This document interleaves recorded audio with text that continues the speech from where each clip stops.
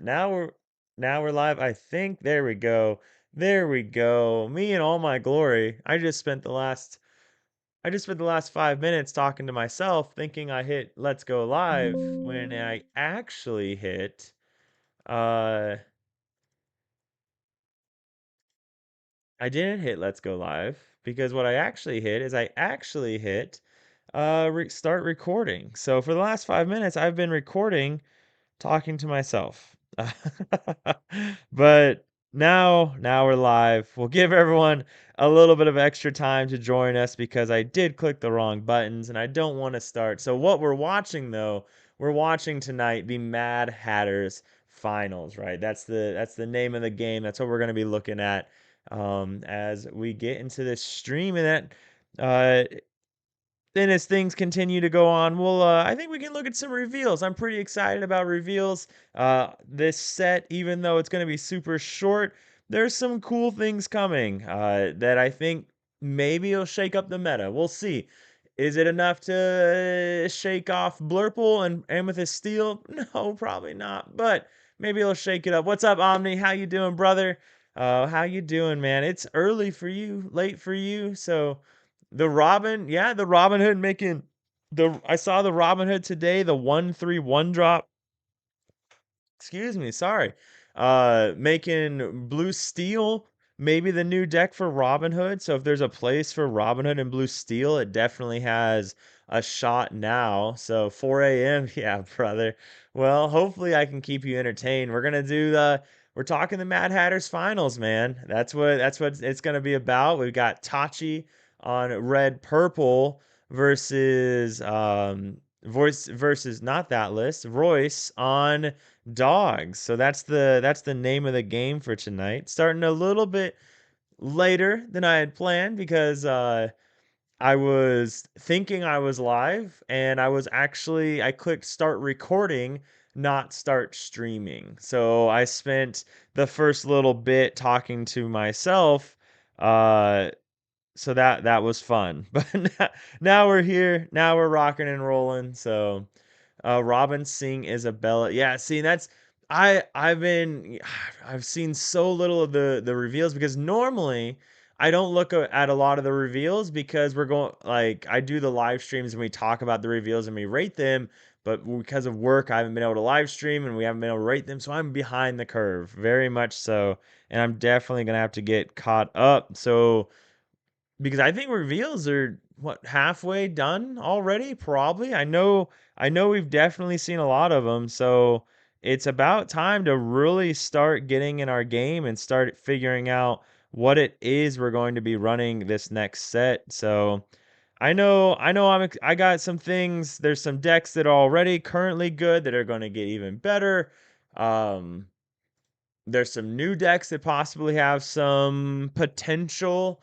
Toys looks like a lot of fun. Blue Steel could be something that maybe the Robin Hood could abuse, or Blue Yellow, the Robin Hood could abuse something. Uh, the Robin Hood and Blue Yellow sounds kind of interesting because I think Blue Yellow can get rid of the 2-4-6 line in favor of controlling the early game with maybe something like a Shift Robin Hood that's going to be able to hold them over until they get to that Raging Storm and stuff. So that's something I really look forward to kind of checking out and seeing what happens. But there's a lot of things I look forward to checking out. But we'll give people a little bit more time to tune in before we get into the finals match, though. Yeah, Woody getting a one drop was super exciting because, as we know, they love to give us these shift targets, but then they don't actually give us any baby shifts, and so it leaves us in this super awkward place of, well, I can never play this card now because I don't have a card to shift it onto, or they give us a card to shift onto that's just not like it's not playable, right? And that's been something that we've seen in the past as well. Like Bolt, all of Bolt's shift targets were 2 drops, and the deck couldn't afford to lose its 2 drop slot. That 2 drop in those amber decks, those steel decks, is just incredibly important. So for a deck to lose that slot, it kind of feels like game over before it ever begins. So to get the Robin Hood as a one drop was really good. To get the Woody as a one drop was really good. So I don't know. I think toys will be fun. My locals know it. I am most excited for the fact that we're going to be getting robots. I think I like Molly and I were just watching Incredibles. I'm excited for some Syndrome stuff. But yeah, we'll go ahead and get started in this. It's gonna be so we got what I had to do for this because my life is crazy right now and we couldn't make a time for everybody to get together, for all three of us to get together to make this doable, to make this finals match doable. So what I had them do is I had them record their match, and in the record, and then they sent me the recordings.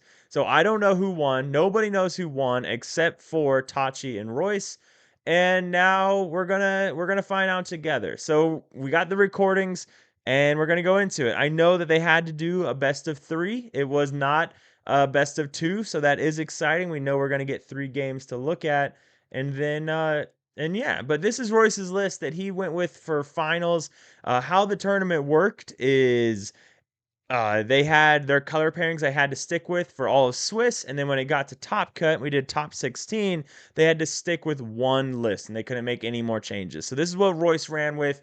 Royce ran with the Stitch line in dogs. Personally, I'm still a huge fan of the Stitch line. I think that what Stitch enables you to do, it gives you a comeback mechanic that you can't get in the deck otherwise. For those that watch the ICL, Royce got targeted quite a bit in the ICL with people building decks that were built to beat dogs. They were built to beat dogs, but because Royce ran the Stitch line and because Royce is the dogs player he was able to get out of there. But because that Stitch line, if it comes down and you're not something like a blue deck, you're gonna have a hard time getting rid of it. So then you just go super super wide, and there's not a lot that your opponent can do about it. So this was what Royce ran for his match, and then Tachi was on red purple. So Tachi being a little bit of a rebel here, running some spice. The only red purple to submit out of all 65 players, I think. And a couple things that you don't expect, right? So in red purple, we've seen a lot of Diablo, the two cost Diablos in previous sets. So this one running Scrooge McDuck. So what we see here is that Scrooge gonna be able to challenge, control the board a little bit better. But then we see a lot of the other things that we're used to. The Headless Horseman, Genie is a new addition, of course. But Genie kind of able to take the place of that Diablo. So now instead of having to go, something like Tinkerbell into Diablo into Sisu, you can try and control the board with things like Scrooge McDuck and Cheshire Cats and Tiggers, and then you get the big questing power of Genie. But yeah, it looks like that's what Tachi's trying to do. The genie's there to gain some lore, but ultimately just beat down. Like it's a beat down deck. He's looking to just beat his opponent down for the majority of the game and slowly quest to 20 over time. So it'll be interesting. Things to note about this is generally red purple is going to be favored into dogs. I what it that Lumiere is going to be really good against the Under the Seas. So that's a big piece of it. Now, one thing to keep in mind is Royce's deck is on those Chromicons, and three Chromicons is going to be difficult for this deck to handle. So that's going to be really interesting to see how he rock and rolls with that one. But yeah, we'll see. We're going to find out. And with that, we're going to go ahead and find out right about now. So let's go ahead and find that. Bang. Okay. So here's what we got. So we got game one, game two, and game three. We're going to get them all going. We're going to watch them. And we're going to find out who the winner is of the event overall. So let me get one last thing ready. And then we're going to start on this thing. So, all right. Bang, bang. Make sure it looks good. Okay.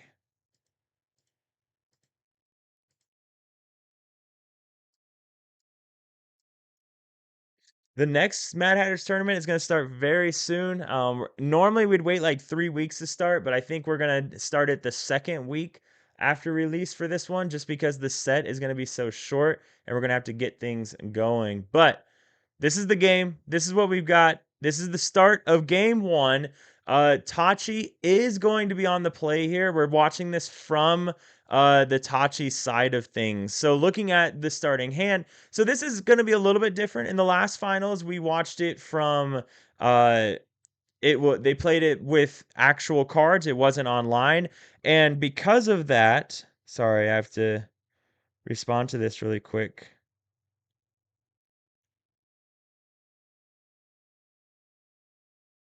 Okay. All right. Okay. So because of that, because we had to play with actual cards last time, we didn't get to see their hands. So we're not going to be able to see Royce's hand, but we are going to get to see Tachi's hand here. So that's going to give us a little bit more of something to look at. Now, a couple things is with this being a recording, we're not going to get to see how long their turns took. Like if they had like decisions they had to think out and things like that because of how duels works. But looking at our starting hand for Tachi here, looks like he's going to be sending back 4 cards here, keeping the Lumiere, Scrooge, and Elsa. So probably just wanting that ability. Scrooge is going to stick around for a long time, and then Elsa, maybe Omni, maybe is just ink. Maybe he's counting on dogs not doing anything for a while, so that Elsa's going to be able to come down and put in some work. So all right, so starting things off, let's go ahead and hide the controls as well. So this isn't as clean as it would be if we were watching, there we go. If we were watching it when it was live, but you know what? They were kind enough to be able to do this for us, so I wanted to see how it ended in the end. So starting off with that Olaf inking that book, and we're gonna kind of see this hand for Tachi is a good hand. Royce is really gonna need that Chromicon here because that Scrooge is gonna come down or that Lumiere into a Cheshire Cat, and then at this point kind of just hoping to find ink, right? Because we're not going to want to ink these 3 here. So I wonder if maybe regretting inking that guidebook, maybe holding on to that, but you would have lost your curve by doing so. So that was, that was probably the best move there. So Royce going down with that Bobby. So Bobby inking the Ursula, playing Bobby. Bobby, of course, letting him draw 1 and then filter out that Under the Sea as it then gets passed back to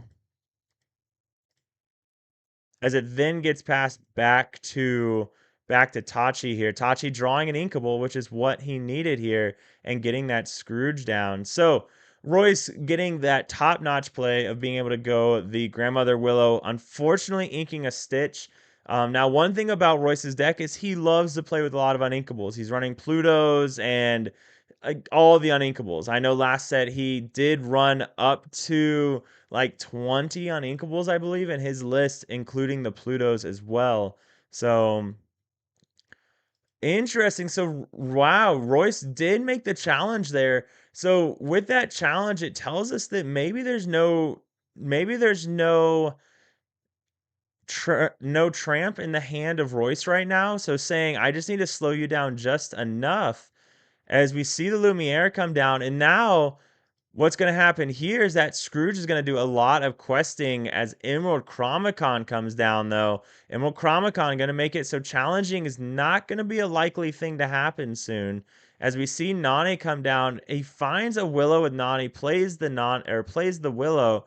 At this point, 4 ink with 3 characters down, 2 of them being Willow. He can definitely play Tramp next turn.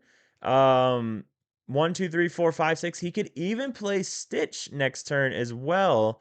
We see Tachi, though, realizing what needs to happen here as he quests everything and looks like going to go ahead and blow up a Grandmother Willow with the Headless Horseman and then bouncing the Cheshire Cat back to hand here.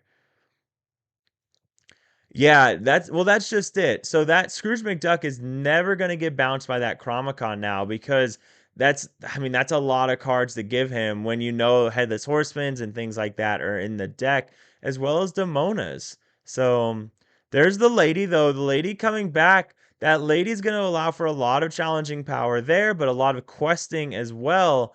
So, all right, gonna get some. We're up to 10 lore already, though. At this point, Tachi already up to 10 lore and threatening 1, 2, 3, 4, 5 here. And there's still a long ways to go for Royce, only being at 0 right now. And he's gonna have to challenge into that Headless Horseman as well. All right. Well, that's one way to get rid of Scrooge McDuck. That tramp comes down, boosting 1, 2, 3, 4, 5, 6 on the tramp. Tramp taking out that Olaf, or sorry, the Scrooge McDuck. So that Scrooge is going to put in some, or was putting in work, but Tramp doing the job that we needed to be done. So we do draw the Tigger. So the Tigger is going to be able to come down, slow things down just a little bit. I'd imagine probably going to bounce this Lilo here. And then at this point, there's the shift stitch coming down from Roy. So that shift stitch coming down, this is what we talked about early on. Shift stitch going to be able to just let him play an infinite amount of characters now. So where Tachi's already at 12 lore, he's gonna at this point you can go ahead and almost just kind of lose your own lady here to challenge into that Scrooge because you're gonna get so many characters. I don't think you care, and at this point, just slowing down Tachi just a little bit, I think is perfectly fine.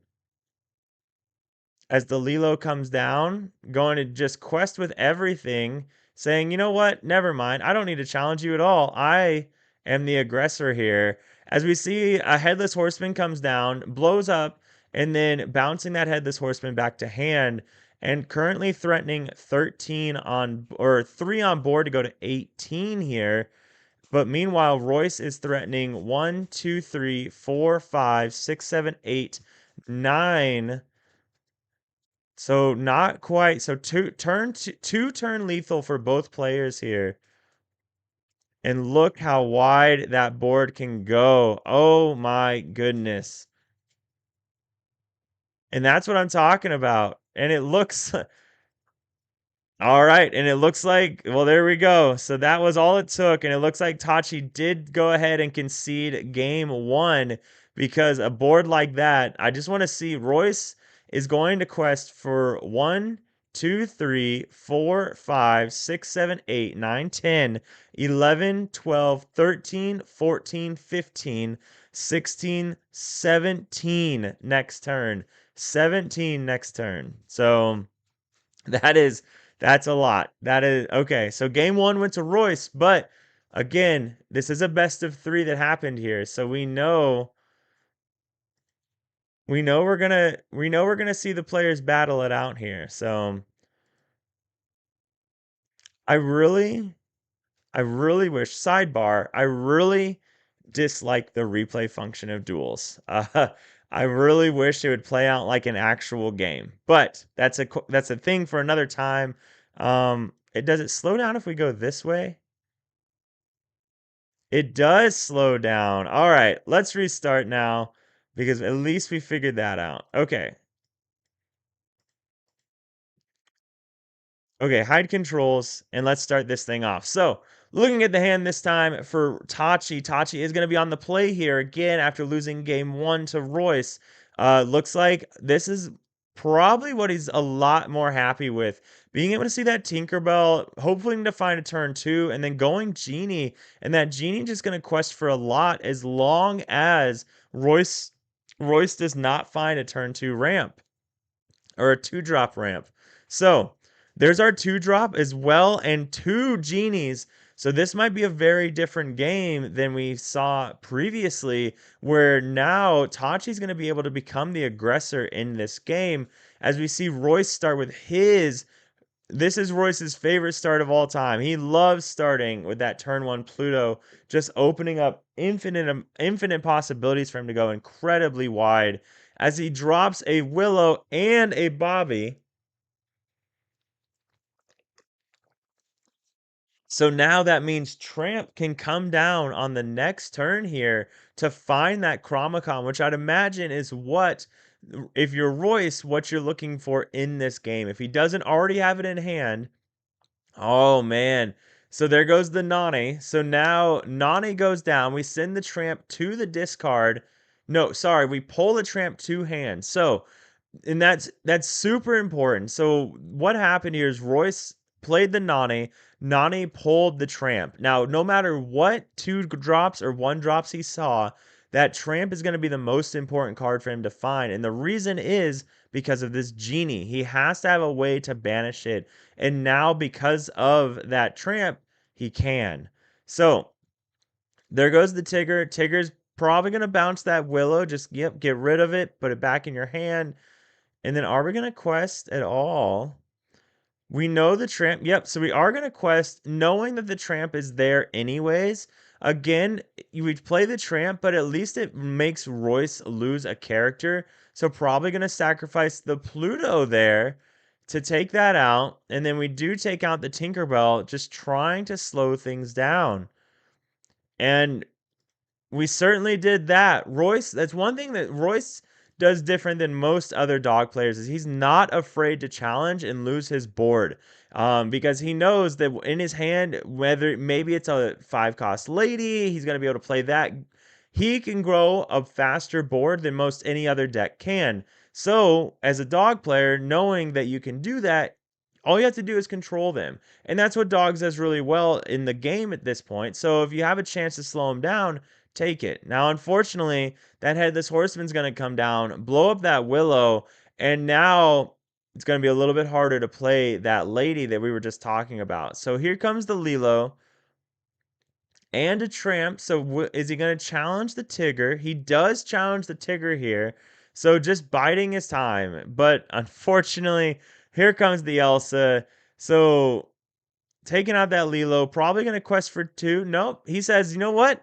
I'm not taking any chances. Dogs player, I want you to have no characters. I'm going to take them all out as Royce brings back that ever annoying Lilo. And there's the lady, which means probably going to see a lady next turn, a lady shift to get back a couple characters. All right, as we get the Dumbo down and get a draw, that Headless Horseman gonna go on a merry little quest. He's done his job. He blew things up. Ah, so there's the tramp. So no shift lady yet. And at this point, Royce is going to have to find something because he's got some ground to make up here. There's the Tigger that's going to be able to bounce that lady. Nope, he just wants a big character. He's not even worried about it, all right? Tachi's saying, you can have all the characters you want. That's fine. I'm already at 12. I have these big characters that are going to be difficult for you to get rid of. And I'm just going to quest down and win. And I'm going to draw 3 cards next turn. So, Royce, and never mind. It looks like Royce did concede game 2 there, recognizing that maybe he's just not going to be able to go fast enough because Tachi going to be able to go to 15 here and also draw 3 cards here, plus another one. If we look at the discard, oh, wow, yeah. So looking at the discard here, Royce unfortunately had to discard 2 Under the Seas already, and Royce is only running 3. So even finding that Under the Sea while also having to search for those Delamu's lullabies, it was going to be extremely hard to come by. So Royce says, you know what? That's fine. We're going to go to game 3 where I am on the play, and we'll see what I can do. So we've got game 3 here. This is game 3 of the Mad Hatters tournament. 65 players. Both of these players on the draw every single game of finals. And let's see who's going to be able to take it out. We got that start again that Tachi wants to see. Tachi sees that Tinkerbell into Genie. And meanwhile, for Royce, of course, you're going to want to see that wonderful, Willow turn 2 into Tramp on turn 3, turn 4, and then finding that Chromicon. The Chromicon is going to be the most important piece of the puzzle in this matchup because that Chromicon letting you slow down red purple just enough that then you're able to develop this huge massive board that red purple can't deal with. And that's what we're aiming for here. And let's see if we're going to be able to find it, all right? So, looks like I've got to slow things down a little bit. Well, there's the Royce start that he loves so much, that Pluto on turn one. It's going to let him, go super wide, super fast. So let's see kind of how things develop from here, where Royce got that turn he wants into another Bobby, discarding a Willow and a Mowgli. Now that is not good. Tachi did not see a 2-drop here, as Royce finds the Chromacon on turn 3. And ladies and gentlemen, this game might be over. That is the one thing that Royce needed to find in this matchup, was finding that Chromacon, because that Chromacon just going to make it so difficult for things to get handled here. Going to drop that Genie here. Meanwhile, Royce only has one card in hand, so there's a world where maybe he's not able to go fast enough. Maybe there is a world where we can bounce something with a Tigger and then we can boost the Genie, or maybe we just race them and go double Genie. Or we can develop two characters. We can get some bouncing, get some questing with the Genies. There's another Lilo. Those Lilos with the Chromacon are so annoying for any player to deal with, because now he's going to be able to bounce something every turn while also bringing back those Lilos. So it's like having extra card draw that you have going there. Now, Genie, though, going to put in work. So probably going to bounce the Genie here, I'd imagine. Yep, saying, I don't care if you have an infinite amount of cards. I'm just going to quest and win. So we do bounce that Lilo back to hand. We'll see if Royce does play Lilo. Yep, so gonna play that Lilo because there's no reason not to. Going up to 13 already. And then only able to bounce one thing per turn here. Just feels rough. We're gonna bounce that Lilo. Now, really, really good move there, actually. So what we saw there is, if we back up a second, this was really smart of Tachi here. This was actually a really high thought out move, because he challenges with the Scrooge before questing with Tigger. So most people would think quest with everything and then you challenge, right? But what he did here is he said, you know what? I'm going to challenge with Scrooge and go ahead, bounce my Tigger. I don't care, because if you bounce my Tigger, I'm going to do the same thing anyways. I'm just going to bounce your character back to hand, and it's essentially like challenging. So now Royce has to decide, am I going to bounce the Tigger or not? And as we saw, because we already looked ahead a little bit, he bounces that Scrooge back to hand, takes out that Lilo, and then probably going to bounce the Tinkerbell. So now we can go ahead, maybe develop a cat, a guard, a Tinkerbell, develop a whole bunch of stuff here. So this is still a game. This is still very much a game. Oh, what's up, Denzel? This is the finals of the Mad Hatters tournament. It's between Royce on dogs and Tachi on red purple. So, all right, let's see what we got here. So, all right, so he's going up to 15 here. So I imagine we boost I think probably boosting the Genie was the move there. We're gonna quest for that Tinkerbell, challenge with the Scrooge. Now able to go up to 17 next turn. Oh, he's gonna be able to take out the Pluto here with the cat. Probably gonna bounce the cat back to hand, ink something, play that Tinkerbell or the guard, something that just kind of stays alive, or both. Is there enough time to get there? That Lilo being readied is gonna be rather difficult here.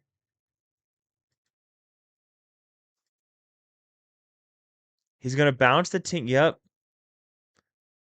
But we can play the cat. Oh, the Lumiere came down. The Lumiere came down to clear that Bobby. Another Lumiere. Tinkerbell. Genie. Gonna go to 18 here, but there's no way to clear a readied character now. If he plays anything that quests for 2 here, we're in trouble. We're still in this. We are still very much in this, and we do have Demona to be able to clear any readied character as well. There goes the Genie, and now he's going to be able to play double Genie here.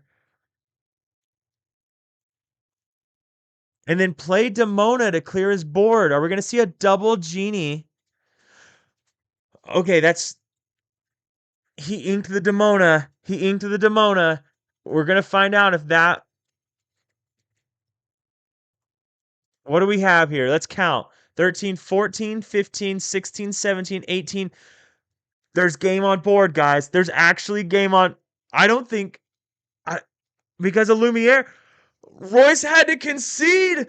Oh my goodness gracious, Tachi. Oh my goodness gracious. Tachi was able to get it. What a nail. Oh my god. Wow. Hand is double under the sea by Royce. Oh, Royce. Oh my goodness gracious.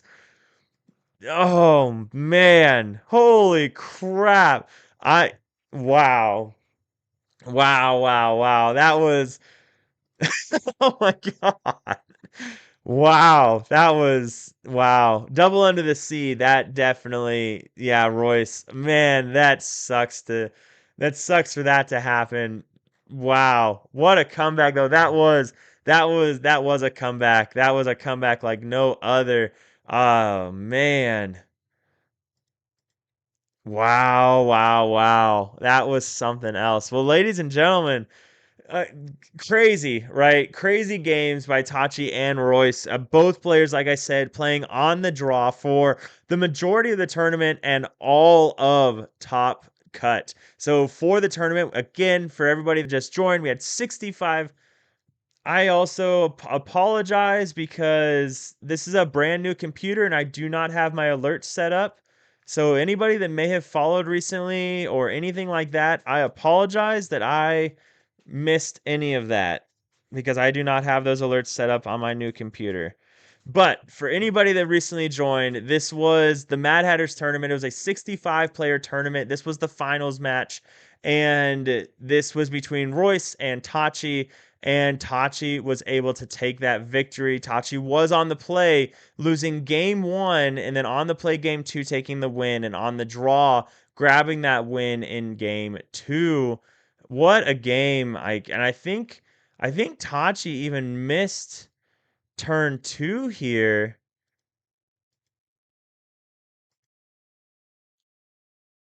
Yeah, I'll share them on Discord as well on me. So they were privately messaged to me because I didn't want anyone to know who the victor was until we did this stream. So I can go ahead and share those really quick.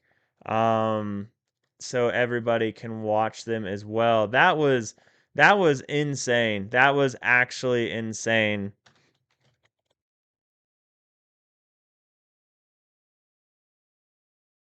All right, we're just gonna type this out real quick.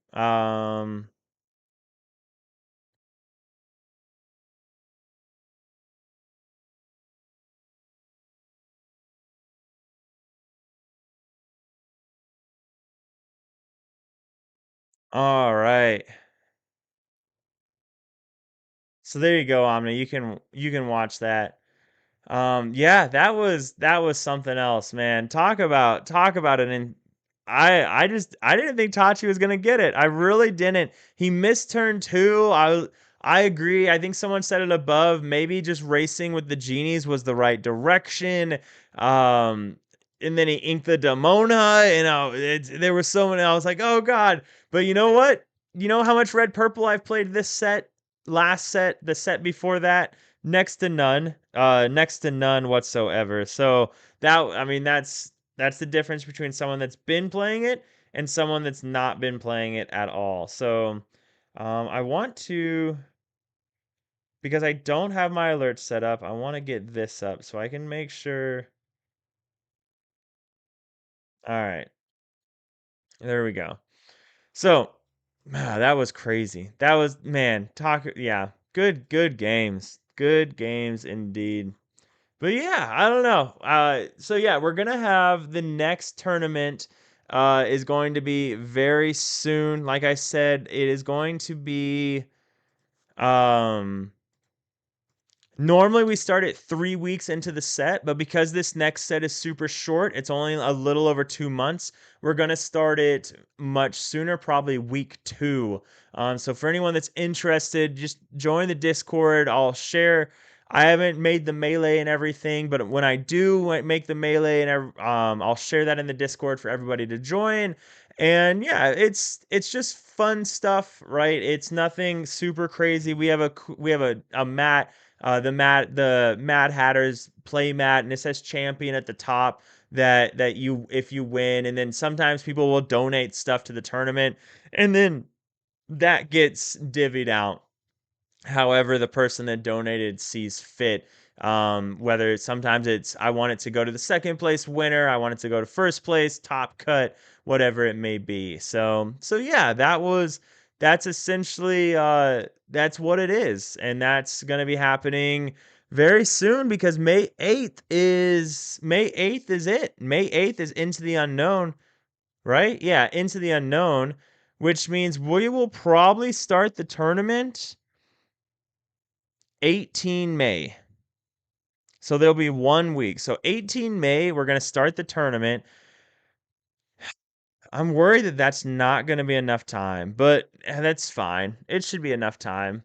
But 18 May, we'll start the tournament, and then what that means is that you have to pick a color pairing to stick with for the entire tournament, okay? Now you can change any amount of cards in the color pairing that you want, but you cannot change the color pairing. And then if you make it to top cut, then when you make it to top cut, you have to finalize a deck list and you can't change the deck list, but it has to be in that color pairing that you registered. So that's really the big thing.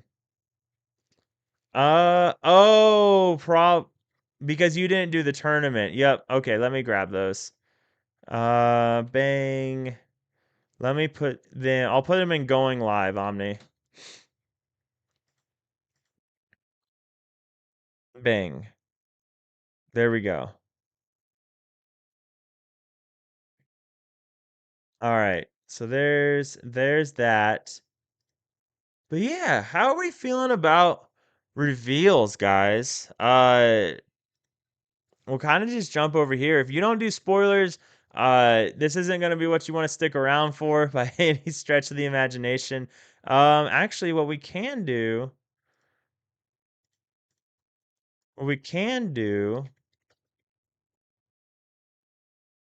I think Duels has actually done a really good job of getting them all up. So, I mean, how are you guys feeling? What are you most excited for? For me, actually, do we want to rate? Should we do that real quick? Should we just start rating cards? I'm not gonna stream super long. It was mostly to do that, but I think we could start rating some cards. I've got another hour, and it's so let's go ahead and bring that up and see and just start going through the reveals. And you guys can judge me on how I feel about some of them, or you can agree with me on how I feel about others. So let's go ahead. I'm going to pull that up real quick. A presentation. It's a ways back what I'm looking for. So give me just a second.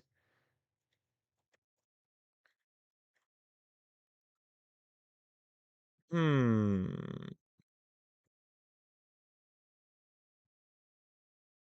But what's your guys' favorite card so far that we've seen? I'm really excited about the location. I think the location is going to be a lot of fun. Okay, here we go.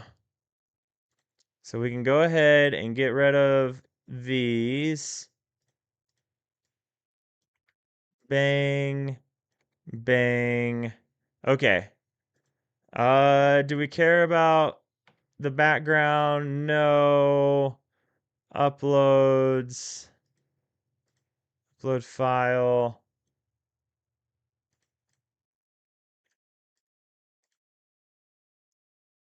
You guys are seeing some editing on the fly. I use Canva for everything. I love Canva. It's just simple. Okay. Oh, that's not even the right thing. That's winter spell. All right. We're just going to do elements, calm background. We're going to be easy. Bang. There. Okay. That's our background for this. What's up, Jeremy? How are you, man? I love the Robin Isabella song and RC. I think Maribel Green is a good card. New Robin one cost blue location. Yeah. Oh yeah. See, we're feeling the same way about a lot of things. So let's go ahead.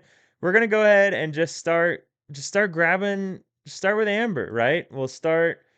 I think duels is in order by color. Yeah. So we're just gonna pull from Amber. And we're gonna start with our boy right here. So, let's go ahead and present this and make this bigger. And how's it look for you guys? It looks perfect. All right, let's talk about it then. So, for those that haven't watched these streams before, where we just kind of rate cards, we're just chilling out. Okay, this isn't shoot the messenger. You can by all means. I don't care. Shoot the messenger. This is I give my opinion. Maybe you guys sway me another direction. And then we got S tier through D tier. And so we're starting off with Woody. My own opinion, a lot of people are upset with Woody being the set champs card. I think it's pretty cool. I'm here for it. I know people are upset that it makes the legendary kind of worth a whole lot of nothing. Yeah, sure, but you know what? I'd rather see Woody as like a set champs card, that even if it is worth nothing. This is just gonna be a really cool card to win for set champs. Get over it, right? It's not always about the potential money that you can make, right? If you want to make money, make it to an event. I get a hobby that's not TCGs that require you to spend money. I don't know. Find a little joy, guys. And I think Woody being the set champs card is really cool. I think that's a lot of fun for what this set is, being really heavy on Buzz and Woody and Toy Story. Period. Could it have been Incredibles? Sure, but beggars can't be choosers. So, Jeremy, congrats on the top four, man. I have not been able to look at the set champs bragging thread, but brother, I'm not even surprised. Congratulations, man. So, the art's great. That's what matters to me. Same here, man. I think I love the art. I think the art on this set champs Woody is absolutely magnificent. They killed it with this one. And it's a playable, forget the value. It's a playable set champs card. We have not had a playable set champs card for how long? Okay. Ursula saw a little bit of play. I don't know if Stitch ever saw any play outside of DeCandio running it. Now it sees play finally, but um yeah, Maleficent Dragon, but when it was the set champs card, it wasn't being played. I mean, so Woody is a card that will most likely see play. So the playmat is too much zoomed, unfortunately. Best set champs card besides Maleficent Dragon for a while. Yeah, I agree. I 100% agree. So, I haven't looked at the playmat since reveal, so I'd have to check that out again. I think it's a whole lot of his face, right? But let's talk about Woody. Where does he sit in D through S tier? I mean, he's a 5 cost uninkable, which is kind of the theme with our shift targets, but he's a 1/5/2 shift 3. Whenever this character quests, draw a card. Then you may play a character with cost 2 or less for free.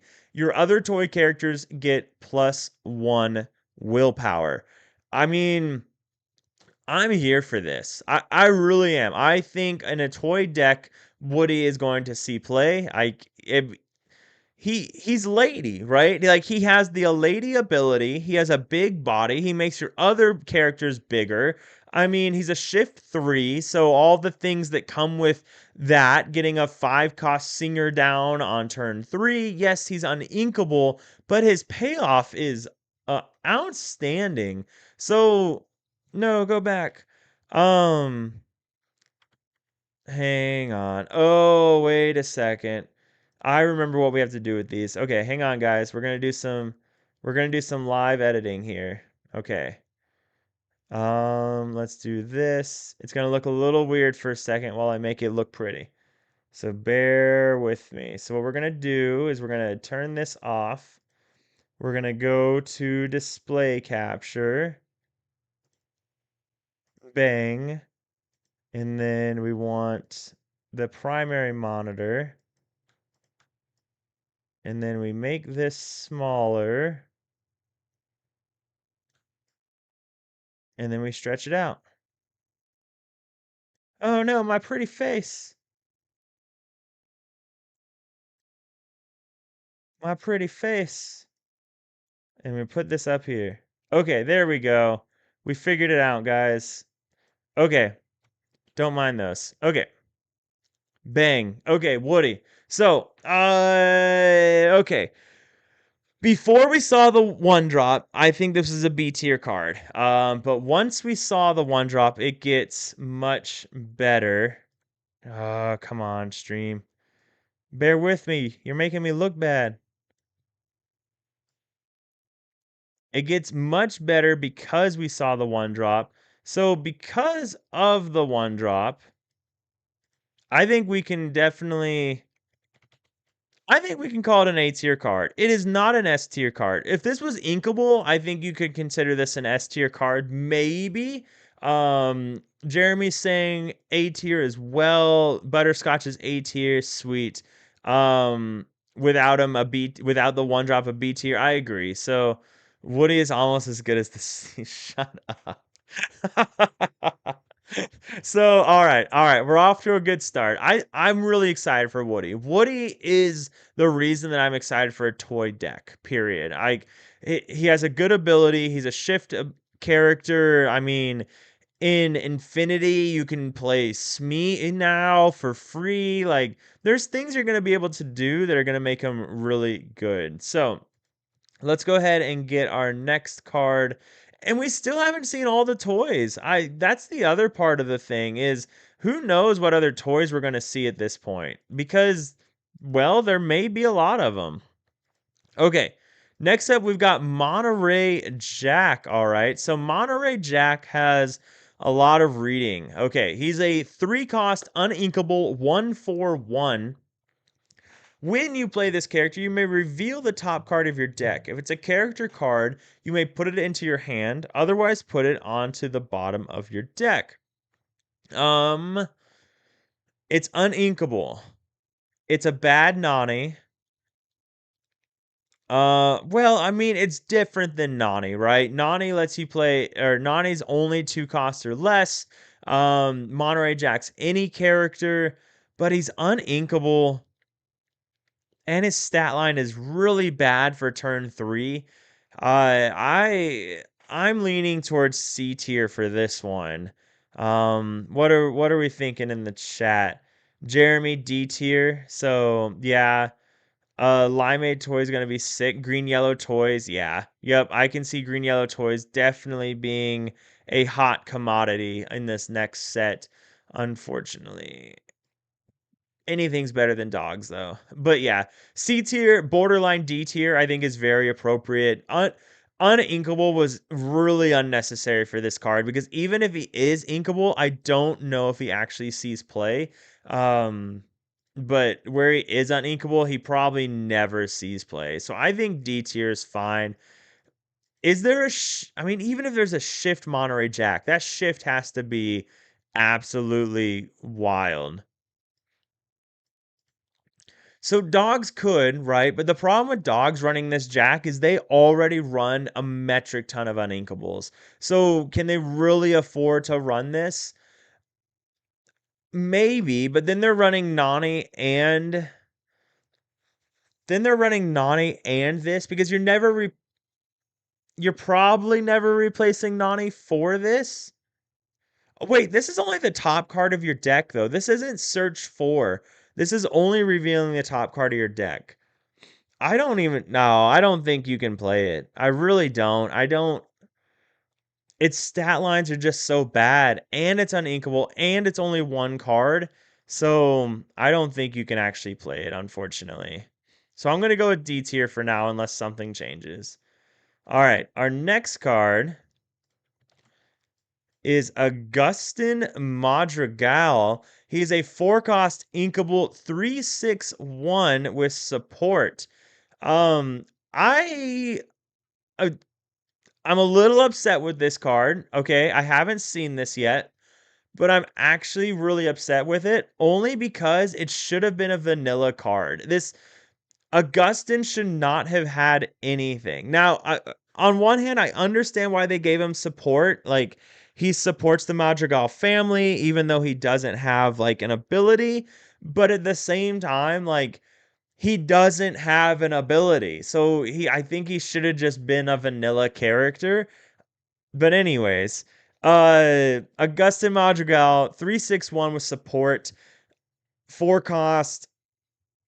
If we look at the 4-cost inkable slots that give support, you have, what's it, Ruck, I think, or Tuck, one or the other. The Moose from Brother Bear is a 3/4/1 with support, I believe. And then you have Tiana, that 3/4/2 with support. Hard to Classic was, I can't imagine the deck already. This is trash. Yeah. Um, at least if this is giving support, it's probably living. So there's that. But again, we need some more support love. Blue is getting a lot of support love, but again, I haven't seen all of it yet, so I don't know if it's actually going to be great.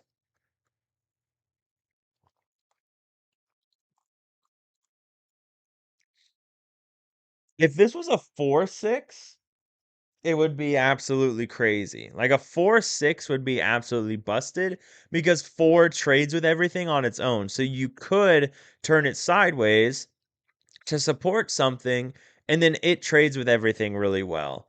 But a 3/6 is hard in this game now. 3 does not trade with much anymore. I ran a lot of elephant this set, and elephant does not trade with much at all with only the 3 health. So he could run with Greatest Criminal Mind. That's true. I don't think he's the new Nakoma just because he only quests for 3. Now, with Augustin, you could support something like your Tipo, which is good. He could go, yeah, in the yellow blue deck for sure. I think C tier is appropriate. I mean, it's not terrible, right? It's not terrible. I like that he has a big butt. I wish this was 4. If this was 4, this card would be a lot better. It would be a lot better because he could trade um back, right? But even 3 or 6 health is a lot for a deck to handle. Excuse me, how many times have you seen a Demona, 4-cost Demona, and because of that 4-cost Demona, they can't do anything because they can't trade into the Demona because the Demona has 6 health. Now, Jeremy, that's a really good point. Ohana, but also Criminal Mind in a heavy control deck, which is what these yellow support decks are looking like. You just run 4 World's Greatest Criminal Minds, and that makes this card infinitely better as well. So, yeah, I think C tier is good. And then maybe there's a world where he will go up in time. So, our next card is another Monterey Jack, and of course, uninkable as well. He's a 2-cost 0/3/3. So big questing power. This character can't quest unless you have a character with 4 willpower or more in play. So, um, so you play this on turn 2, and then on turn 3, you need to have a character with 4 willpower or more. That's not super difficult because, yes, Omni, Daisy Duck. Daisy Duck's already a 1/4. What else? What other options are there? If we're looking at Amber, and can we search by willpower? Yeah, 4. So when we look at, I mean, so there's a lot of cards though. I mean, we're not playing Monterey Jack. So even in just Amber, there's a lot of card. I mean, you can play a Raja on turn 3 with Monterey Jack right behind it. Now, so that's really good as well. Now the thing is, you never play Monterey Jack in something like Amber Steel, right? So you'd have to look at but in Amber Sapphire, which is where you probably play this. Well, yeah, Woody. Oh, I forgot it's zoomed in, so you guys didn't see anything that I just showed you. Let me, because I'm gonna be switching back and forth. So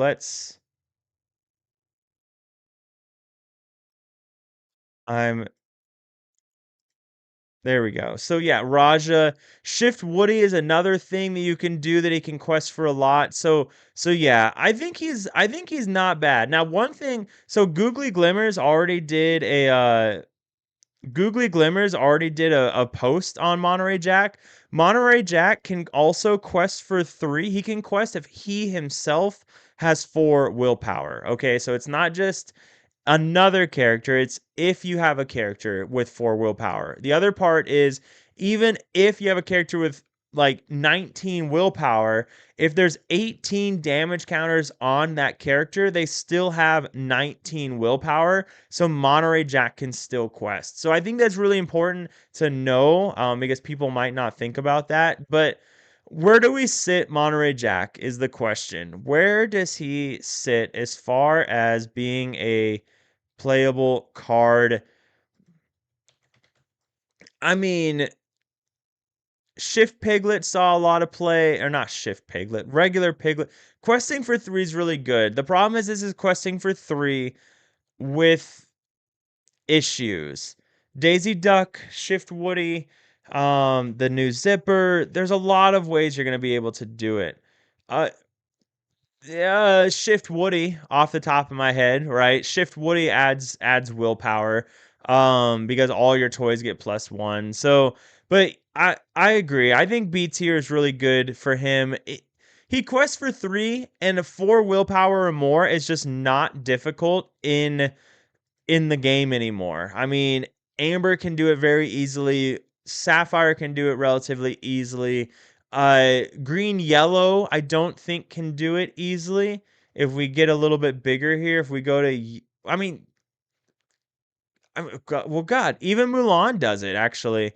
Never mind, Green does it really well also. So I don't know what of these cards you might be. I mean, even Little John can do it.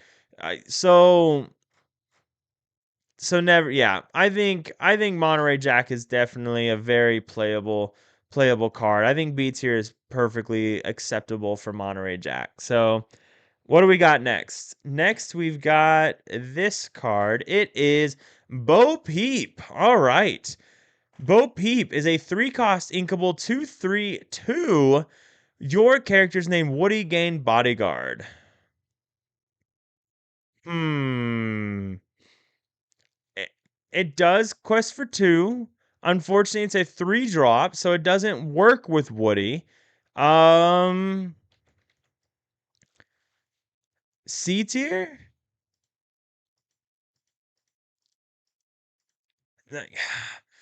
Because if we're playing a toy deck, our toy decks are going to want a lot of cards that are under 2 so they can work with what toys want to do. A lot of these toy cards require the 2 willpower, or sorry, the 2 cost or less. So Bo Peep being a 3 cost is annoying. It does quest for 2. Making Woody Bodyguard is pretty good as well. Um, Maybe this is B tier.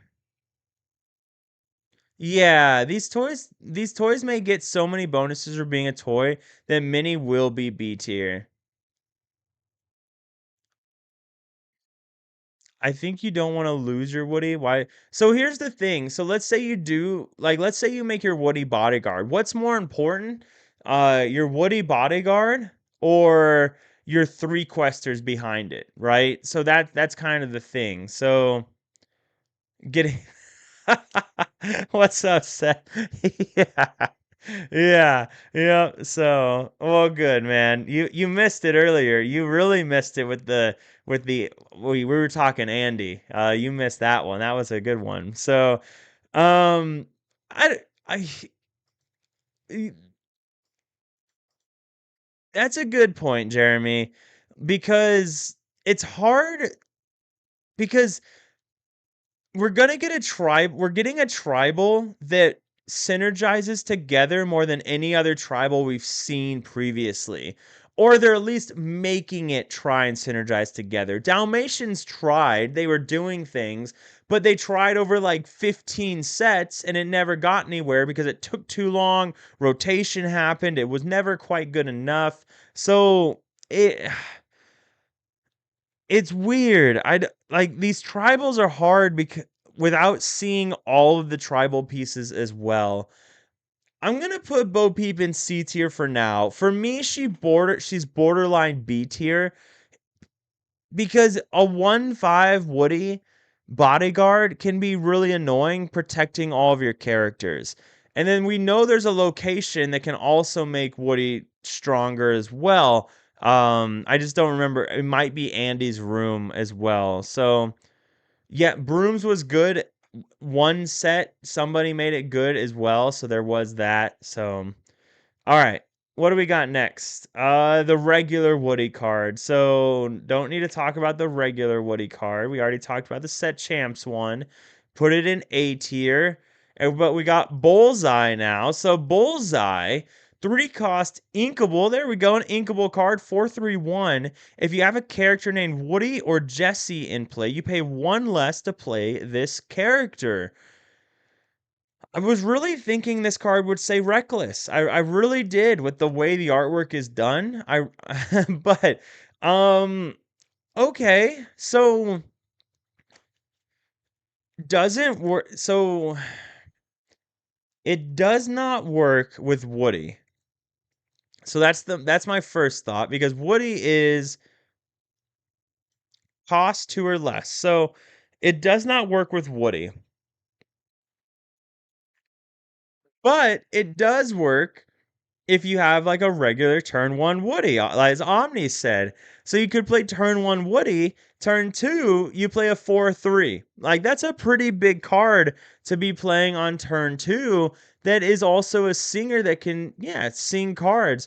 Sing now the cards, the songs, let me switch screens here. So what are we So if we're let's look at Amber first and we'll look at song. And then we want there's no 1 cost songs. Anyways. So it can sing a cood. That's as we've learned, a cood is a pretty good card. So that's a thing.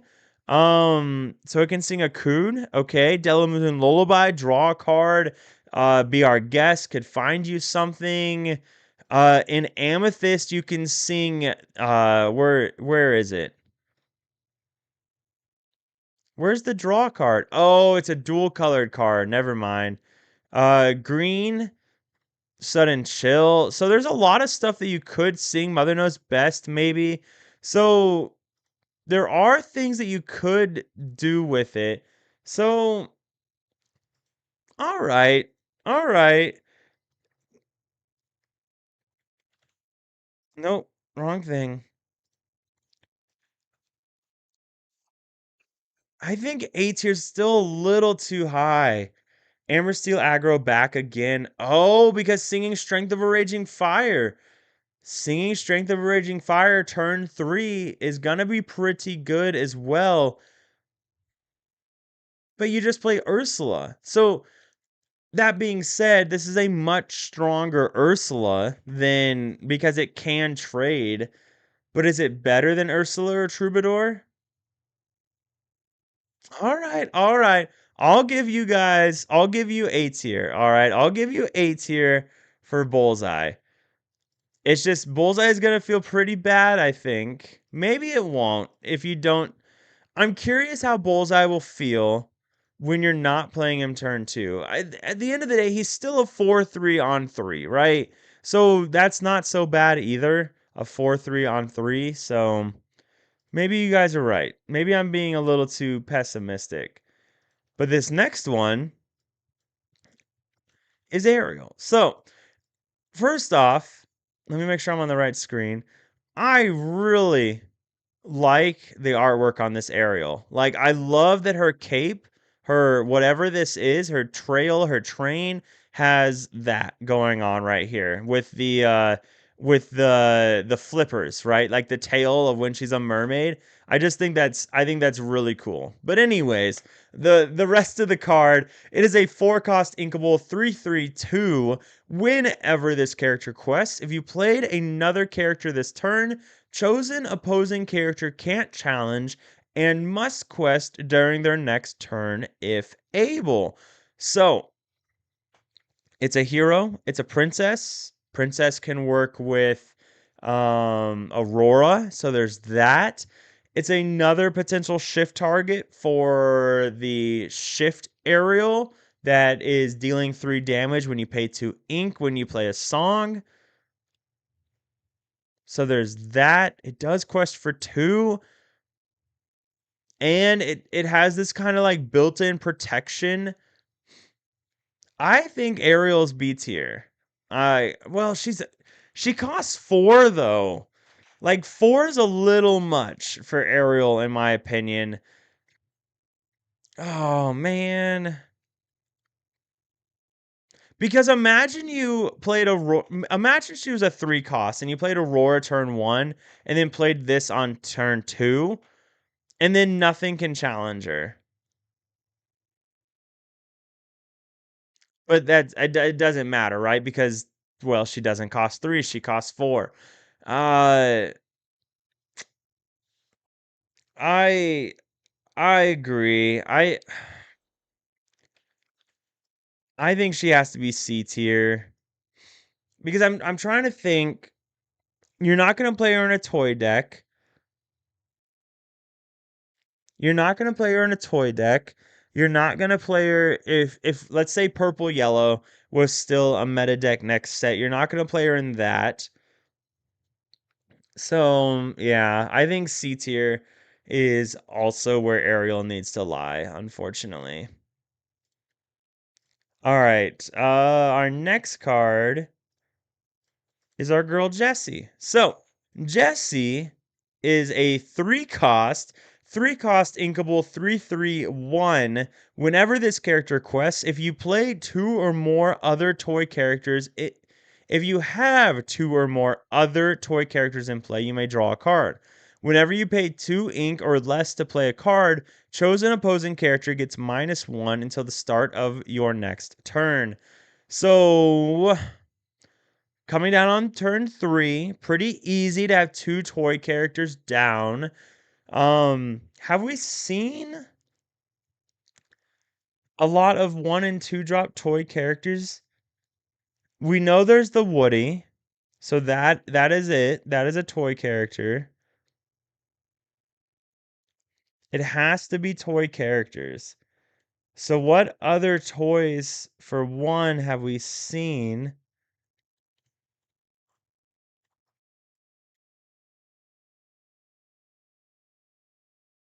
I guess, well, okay, so that's a good point. Under the Sea will love this card. And you don't like the first part of her ability is really good, but the second part of her ability is really good too. And you don't need toys for the second part of her ability to be really good. So so that's something, right?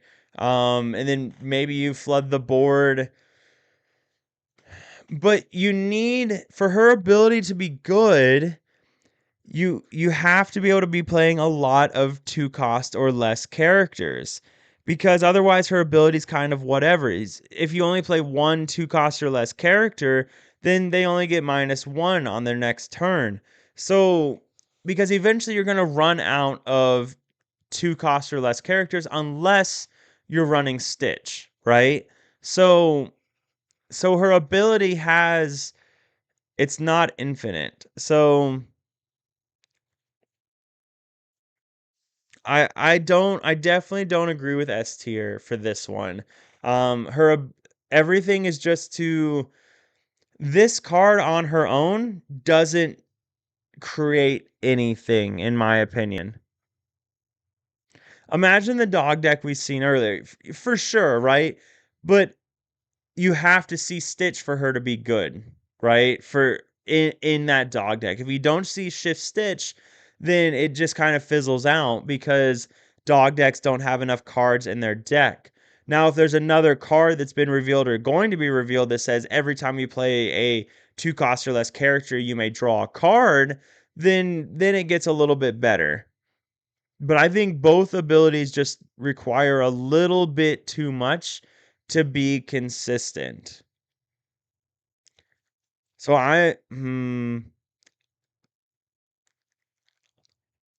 gonna go with B tier for this one. And Omni, if I'm wrong, you can rub it in my face and you can be like, Meyer, you big idiot. I told you Jesse was S tier. And look, it's played in every Ember deck in the world. So, but I don't know. I just think her effects are a little too needy. I think she's a very needy girl. Okay, that's just kind of how I feel right now. We'll see. I love being wrong though. I love being wrong. All right, our next card that we're gonna look at is another Woody. So another Woody, this time he is a 4 cost inkable 3/4/1. When you play this character, look at the top 4 cards of your deck. You may reveal a toy character or a location card named Andy's Room and put it into your hand. Put the rest on the bottom of your deck in any order. So we've got more toy synergy. Searching your deck for the top 4 cards is great. 3/4 bodies, not terrible. Um,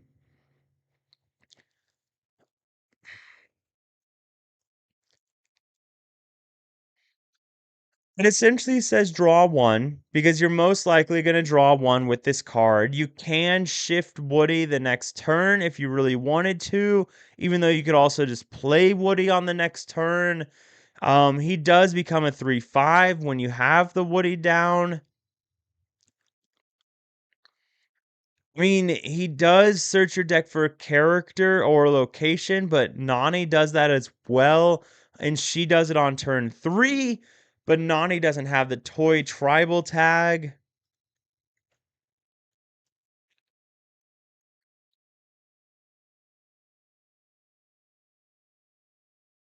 I don't know. I'm kind of in C tier with this one. I was really excited. I remember seeing this one on the reveal stream on the 14th, but I just don't know if it's enough, right? Like it's turn 4. These toy decks kind of give me the idea that they're trying to go really fast. I guess what other things are you trying to do on turn 4 with toys? And that's the question that I have. We can't really answer until we see all the cards. So maybe his ability to search your deck for one of these cards, or not your search your deck, but look at the top 4 cards of your deck is going to be really good because maybe you don't have anything to do on turn 4 anyways. So that's going to be important. So but I'm gonna stick with C tier for now. And again, if we find something really exciting later on in the stream, that maybe pushes it up. But right now, C tier for me.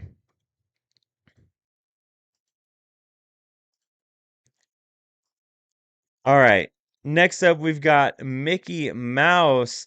So Mickey Mouse, I remember seeing this card. This card is a little cracked at first impression. So 4 cost inkable 2/3/2. And this character may enter play exerted. So that's really cool that it may enter play exerted. Now, what the next part of his ability is, while this character is exerted, whenever one of your character's quests, chosen opposing character gets -2 until the start of your next turn. God dang it. So, this card is really annoying to me. Yeah, this card is really annoying because if you let's say let's say Royce was playing this card, right? So Royce was playing this card in the finals match, and he played Pluto into a Willow plus Bobby, and then let's say he quested with the Pluto to play another card. So then he has three cards down, maybe four, right? Yeah, maybe four. And then he plays this Mickey Mouse and then quests with everything. And he gives everything zero attack. You don't even have to rely on the Chromicon at that point. You just rely on your characters to put all of your opponent's stuff at zero attack. So I think Mickey Mouse in a deck that tries to go really wide is really, really good. Um, lets you play out one of the two drops you added. Lets you play out one of the two drops you added. I'm not sure what that's in response to, Bearded. Um,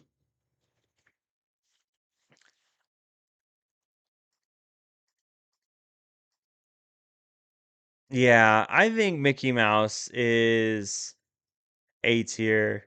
I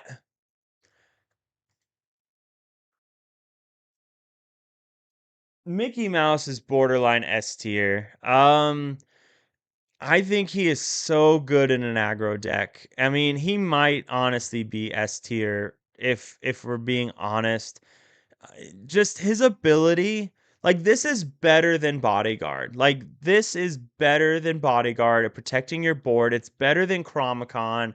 I mean, it is so good at protecting your board. Um, God, because if you just go wide, and that's what toy decks all they want to do is go really wide.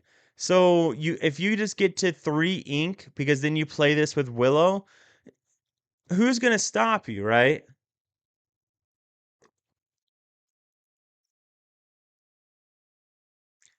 4 drop, what do you excavate for a 2 drop toy? Then you quest with Floodborn Woody that you brought out in turn 3 and play the 3 drop you added to off the 4 drop. Okay. No, that makes sense as well. So, that that makes sense as well.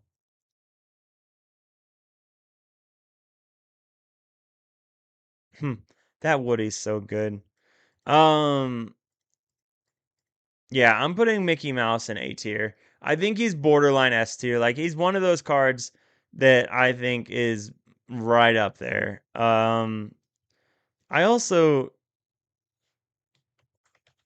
I want to see this again real quick. Oh man. I want to see Mickey Mouse again. I think Mickey Mouse is borderline S tier as well for me. Or not Mickey Mouse, but Woody. I don't know. The more I think about Woody, the better he gets for me. Maybe it's the old Steel song in me where I'm a sucker for a singer 5. I don't know. We'll stick with him for A tier for now.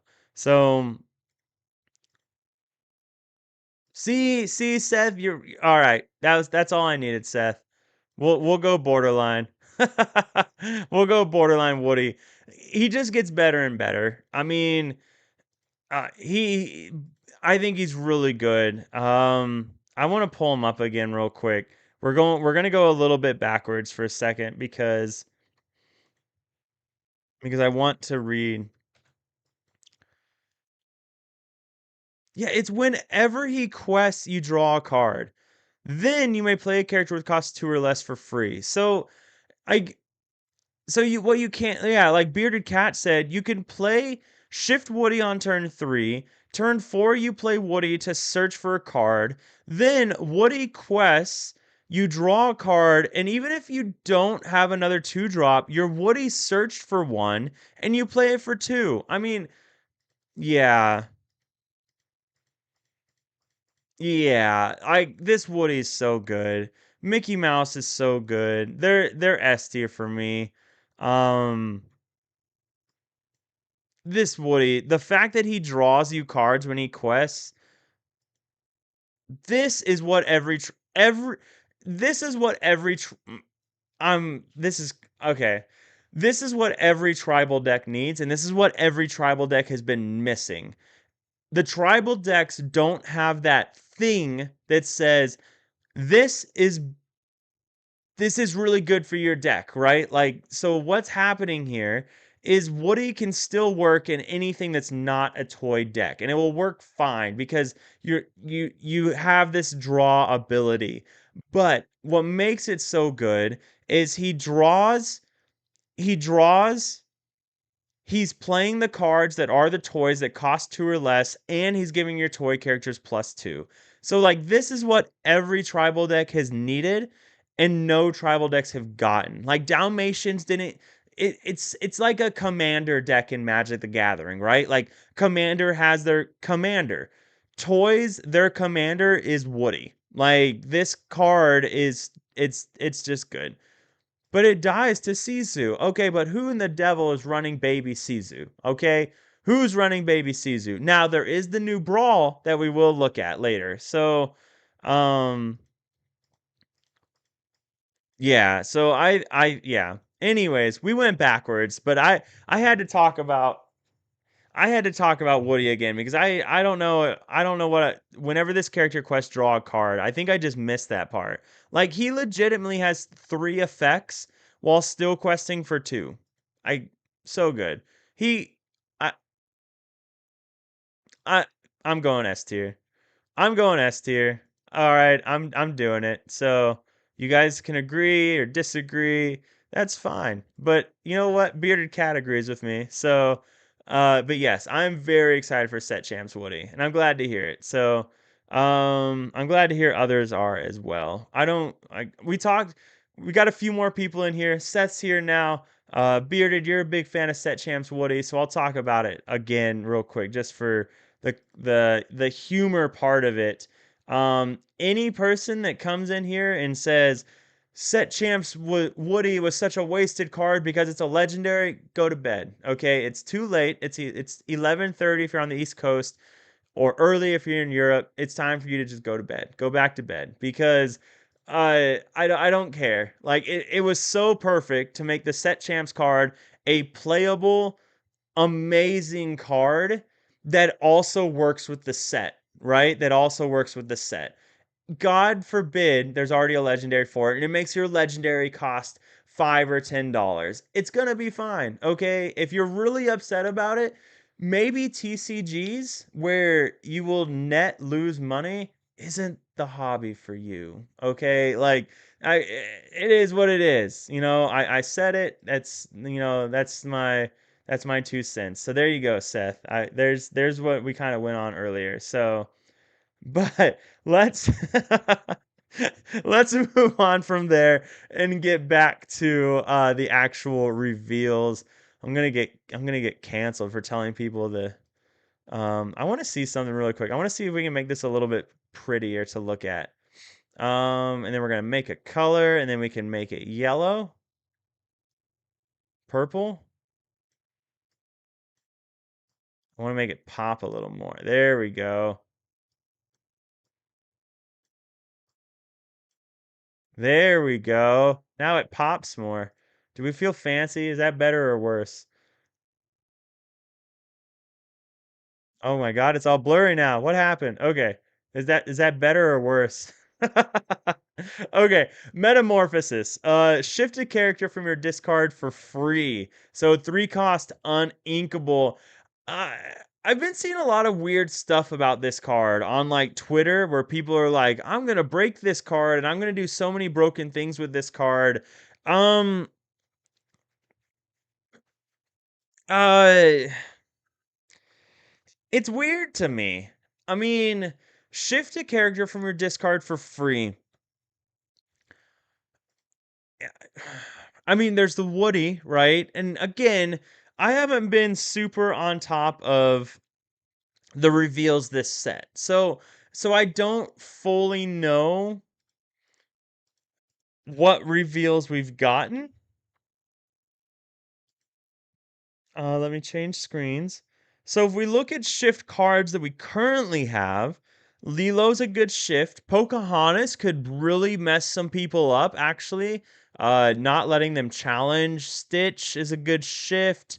You could get a Bolt back, a lady coming. Oh my God, a lady coming back would feel terrible for your opponent. Um, like, so I mean, there's some things that you could do, right? So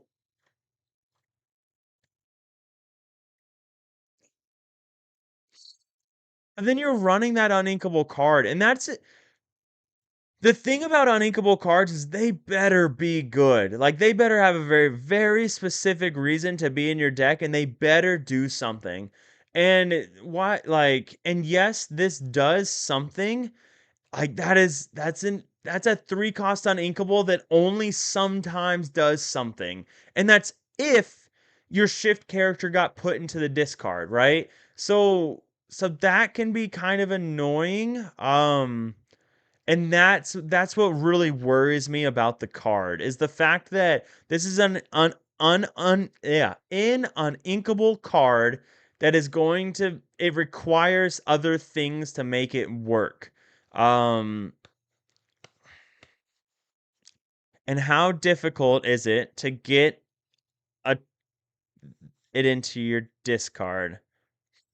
Metamorphosis for Robin Hood and Old Steel Song. I mean, that's something. Lemon Lime, Willow, Akud, and this are cracked for Philip combo. Lemon Lime, Willow, Akud. But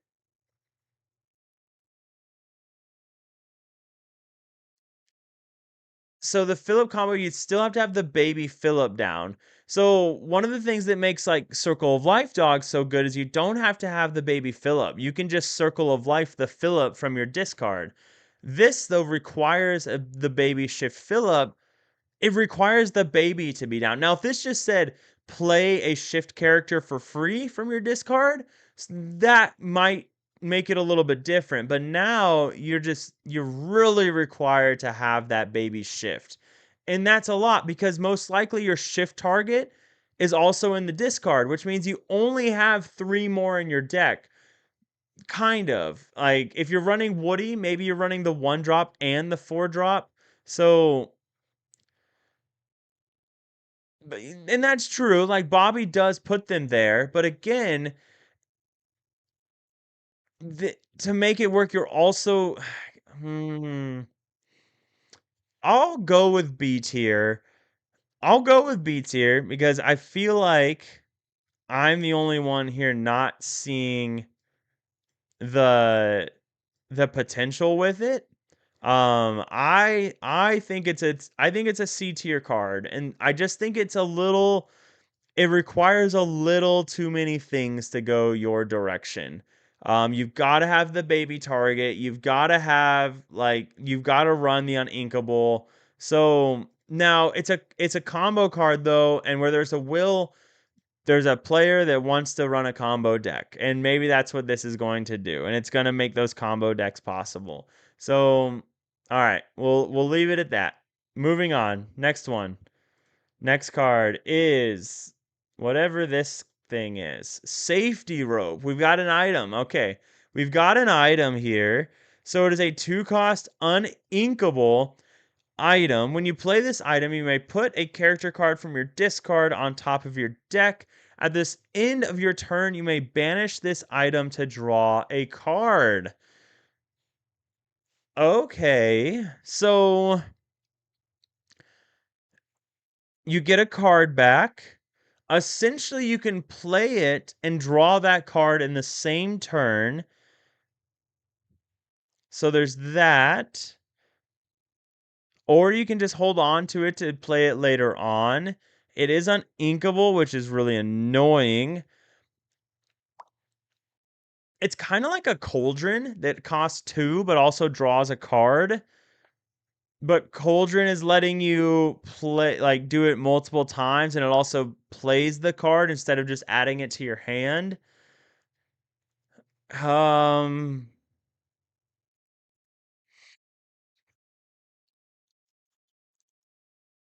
Now, it's at the end of your turn though, which is really annoying. If this was when you banish this item, draw a card, but it's at the end of your turn, you may banish this. So At the end of your turn, you may banish this item to draw a card. So what happens if I play this card and they play Benja? And they force me to, or they banish the safety rope. I don't get to draw a card, right? Because it says, because of pack it up and how it reads, at the end of your turn, you may banish this item to draw a card. So if they banish it, you don't get to draw a card then. I'm pretty sure is how that works. So let me know if you guys agree. But I do agree with C tier. I think C tier is fine.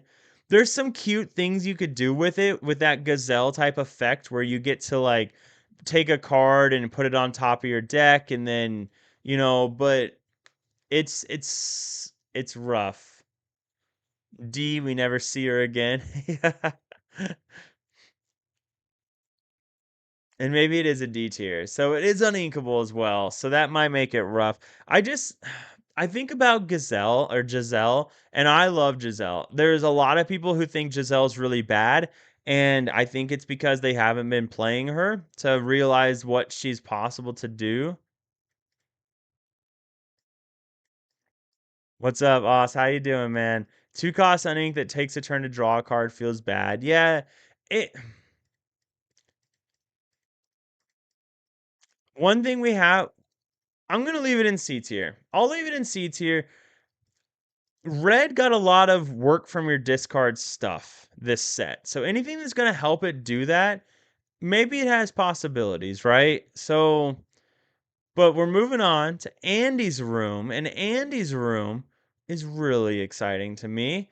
This one got a lot of hate. I saw a lot of people that were like, how can you do this to Andy's room? It should be something that's like super powerful because it's I think Andy's room is great. It's a 3 cost inkable, 2/8/1. And while you have one character here, they get +2 willpower and +1 lore.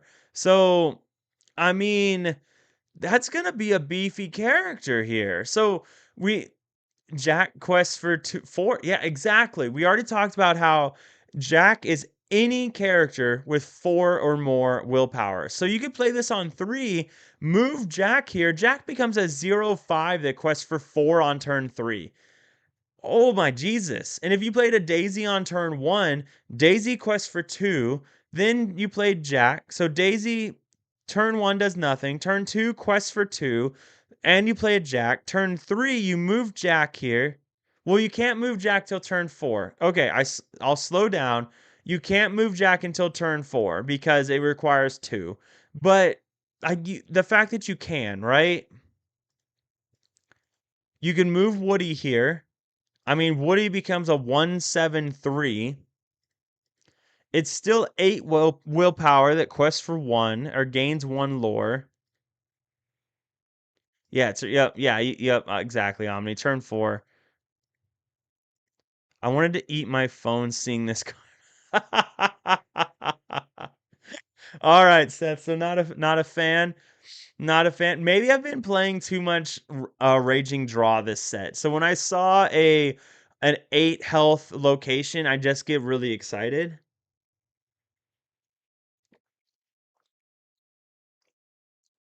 So, um, man, am I really the only one that's a fan of this card? I'm not saying it's A tier, but I mean, I don't think it's terrible. I do wish it only cost 1, right? 2 for like that is kind of expensive. Like you can't even play this on turn 5 and well, you can move a character. You can play it on turn 5 to move a character.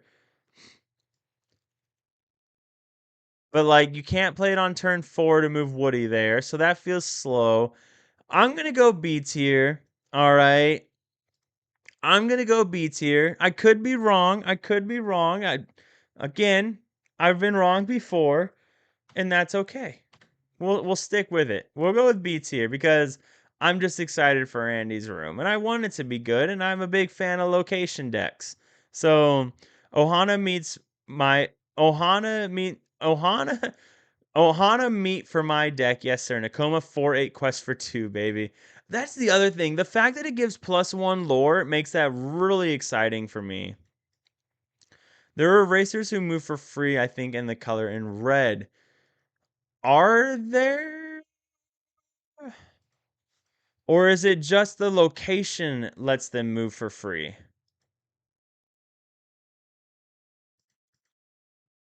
Racer? Is Racer not a okay. Um the red taffeta.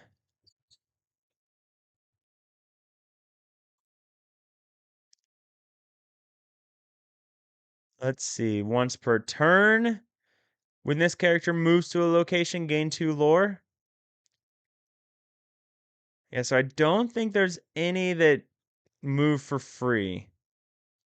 At least I'm not seeing it right now. There are items, so maybe there are some things you can set up that would let you do it. I played a racer deck for the first time at locals the other day. I've never had to read so many cards. That deck is a combo deck, regardless of what anyone says. Racers is very much a combo deck that can do stupid things. It was a lot of fun. I had a lot of fun playing it. Okay. Um okay. Well, let's see. We'll go ahead. I'm gonna skip to blue cards because there's only 6 blue cards revealed so far for that are on duels. So we're gonna skip to blue cards, and the reason I'm doing that is because it's 11:39 and I have to get up in not too long. So we're gonna do Tuk Tuk. Yes, Tuk Tuk does let you move for free when you play him. So all right. That's all the amber cards that we have on duels so far. So now we'll jump to sapphire cards, and we're going to end on one of the cards I'm most excited for this set. So, but to start off sapphire, we've got Gadget Hack Wrench, a 4-cost uninkable 1/5/1. When you play this item, when you play this character, you may play an item with cost 3 or less for free. Your characters with support get +1 lore. So,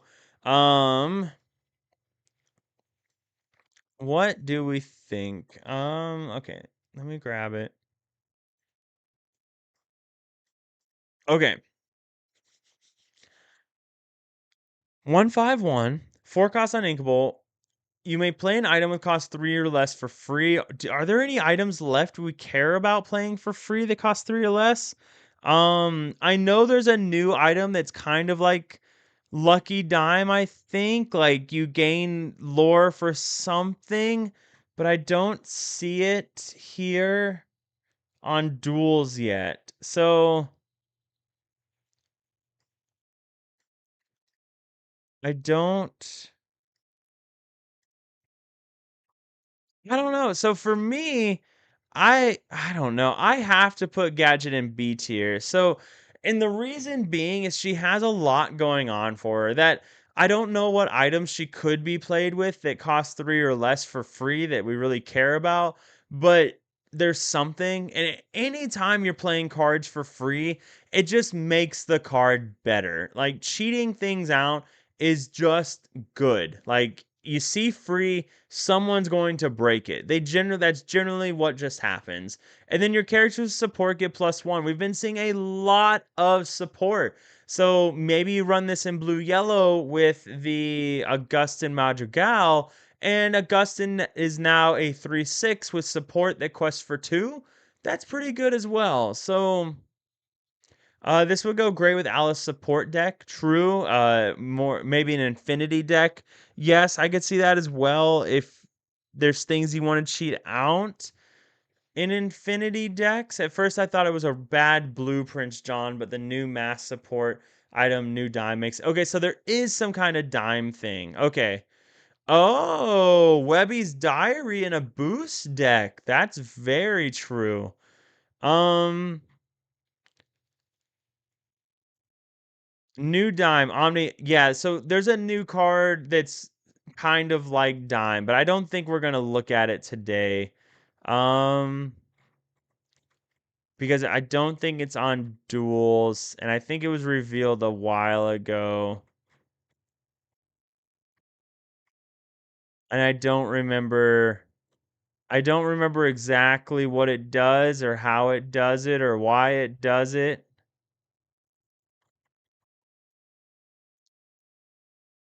We'll get to it another night. But yeah, oh, yeah, Rangers, yeah, this thing.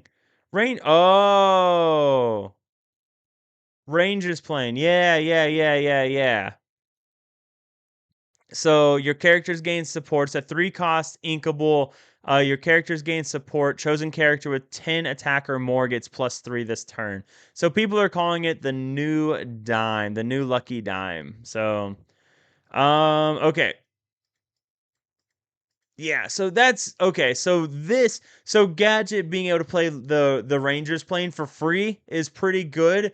Now you don't have to waste an entire turn doing that, so you can develop more characters that are gonna help you do support things. So that makes Gadget a lot better, actually being able to do that because wow. So with the Rangers playing, you play a bunch of characters. If they're support characters, awesome. And then you play this, and then you play Rangers playing for free. Meanwhile, if you quest with all those characters, you give support to a whole bunch of stuff. And while they're doing it, they're also questing for 2 or more. I mean, that gets pretty good. So, Alice Legendary and an item. Yeah, no, for sure. So, hmm. I mean, is I still don't know if it's an A tier card though. Is it? Like even if we know that blue sapphire support decks are going to be a thing next set, I still don't know if it makes it an A tier card. I'd like there to be more items than just the one. Like it if there's a whole play with Snowfort and Mulan. Yeah. I mean you could cheat out Snowfort. Do you care though? I don't think you care about cheating out Snowfort with this card. I don't think it's that important. I'm gonna stick with B tier for this one. But I can see this being very good and coming back later and being like, yeah, Gadget in every blue deck because Rangers playing is so good and Sapphire whatever support is really really good. I mean, it works. I mean, you could run Sapphire Emerald with the new Mulan. That's gonna work really well. Sapphire Amber, and you can go super hard into the support line. That's gonna work really good. So it's still B. I just think it's a C without the item. Yeah, Snowfort Mulan. Yeah, somebody just want to set champs with the Snowfort Mulan deck. Um, okay, next blue card. What do we got here? We've got another gadget. What are the odds? Gadget Hack Wrench. Gadget Hack Wrench win is a 2 cost. Okay, 2 cost 041. When this character leaves play, you may return an item card from your discard to your hand. Okay. Well, let's go back. Do you banish this card when you do it? No. Okay, you don't banish this card when you play Ranger's Plane. So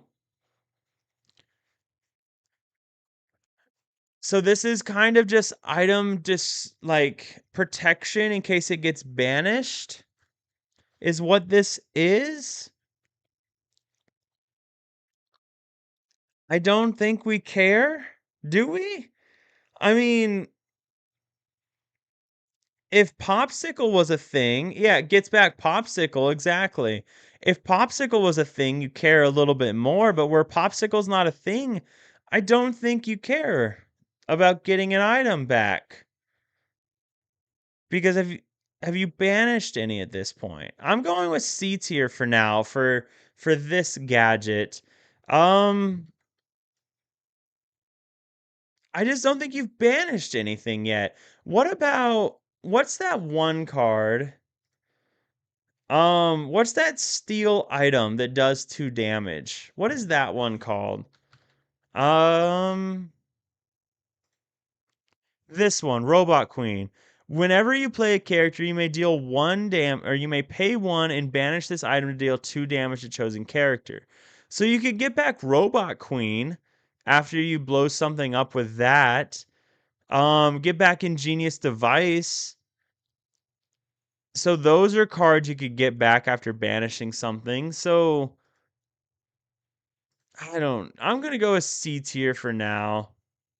I think it's for Marmite Gombo deck with Great Peppy. Who in the world is Marmite Gombo? Uh,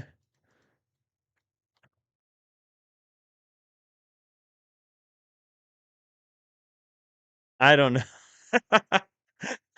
All right, I'll let you take a second to explain that one to me. So, rule oh Itachi with the follow. Jaren H subscribe with Prime. Thank you very much. I apologize, Jaren and Tachi. Um, this is a brand new computer that I just got, and I don't have my alerts set up on it. So I like OBS from what I know, doesn't just transfer to OBS's, so I didn't have some alerts. So I do apologize. But Jaren, thank you so much for the sub, man. That is awesome. You get to use Prime on literally anyone, and you chose me. So I really appreciate that. That's awesome. And Tachi, congratulations, brother, on winning the Mad Hatters online tournament. Win a crazy, crazy game 3. I got to admit, me and the viewers didn't think you were gonna pull it out, man, but you got it. So okay. That was very fun. Yeah, that was a game, man. That was a game for sure. So that was yeah, that was crazy. So okay. Gadget Hack Wrench, C tier for me. Um but yeah, I think it's an interesting card. Um I could see Kyle Zuglis, he's one of our locals. He loves his blue steel item deck. Maybe this finds a place in his blue steel item deck. So okay. What is our next Sapphire card? Our next Sapphire card is our boy Zipper, but only the baby one. Only the baby Zipper. So, we do know there is a big Zipper that is on the horizon. I think it's like a 07 or 05 or something, but it's not on duels yet. So we don't have the opportunity to look at that quite yet. But Zipper, one cost 041. You know what though? I'm gonna find Zipper because Zipper looks really bad without looking at this Zipper. This Zipper makes the other Zipper actually playable. So 4 cost Inkable 062 Shift 2. Whenever this character quests, you may add his willpower to another character's attack this turn. So yeah. So this Zipper makes the other Zipper actually playable. And that's why I'm bringing it up right now. So, knowing that this is a card, where do we rate the other Zipper? Um I don't know. B tier maybe. There are some things that you can do. You can sing Thunderbolt on turn 2. Blue can already do that. They can sing Thunderbolt with Jasmine. But there's the things that people have been posting with like green sapphire and emerald, green blue, where you do the Mulan and you run this like support zipper Mulan deck to give Mulan uh 6 attack, and then she quests for 6. So that's really good as well. So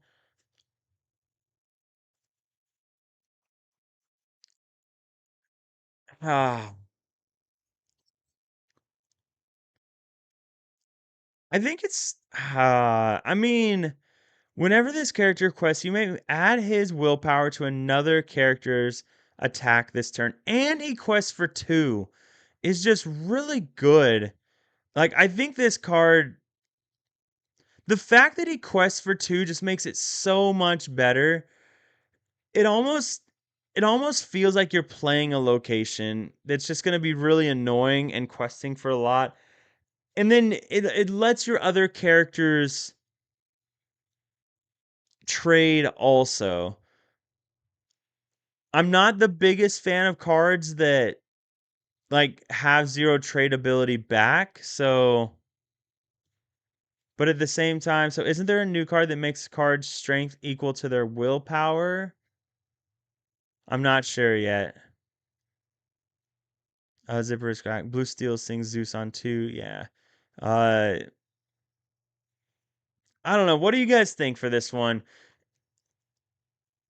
I mean, I th-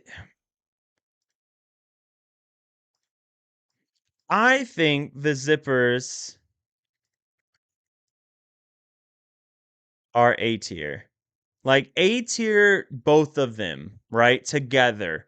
Separated, no, I don't care about a 0-1. Together, I think A tier. Um, I don't know. Because it's just so difficult, right? Because there, you can definitely pop off with something like Mulan, but if you have Zipper down, your opponent just doesn't turn sideways, and then you find yourself in this weird stalemate, and then you can't turn sideways because they just trade with you anyways, and you lose your character. So, so I don't think he is A tier. Like, I think he's really good.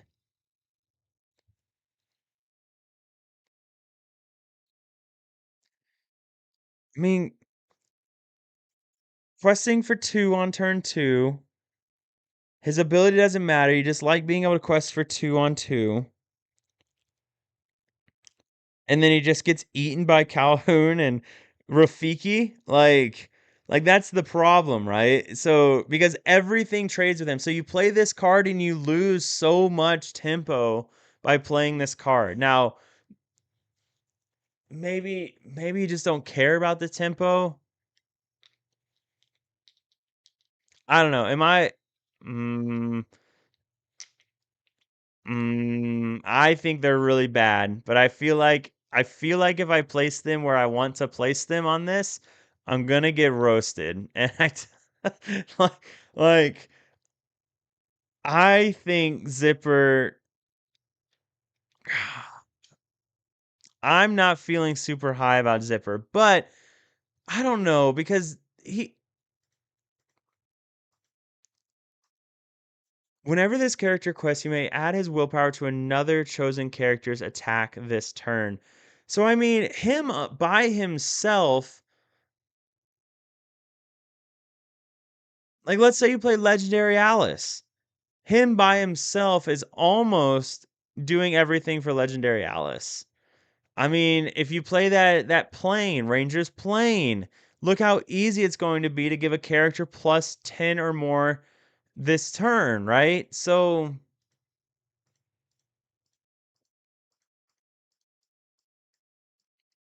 I think for oh no, I think for these support decks.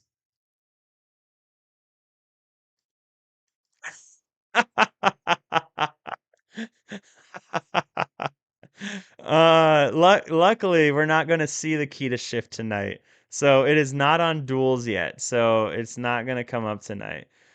I'll, I think I'll leave it in A tier. I'm going to leave it in A tier because of how popular I think these support decks are going to be early on. And for these support decks, I think Zipper is going to be a big piece of that. But I don't think it's going to stay in A tier. I don't think by the end of the set he's going to be an A tier card, but we'll see. Moving on, we have a card that is definitely not A tier. We have Cinderella. All right, poor Cinderella. Cinderella is a 4-cost inkable 1/4/2. She's a hero and a princess. Whenever this character quests, if you played another character this turn, you may put the top card of your deck into your inkwell face down and exerted. So, hello, very bad 4-cost on inkable Cinderella. Um, I just don't see a world where you ever play this card over the 4-cost Cinderella. I mean, oh, I'm on the wrong screen. There you go. I like I it quests for 2, so that's something. Like that's really cool. Maybe an aggro deck right? Maybe an aggro deck wants to run this because they get free ink out of her. So that's something.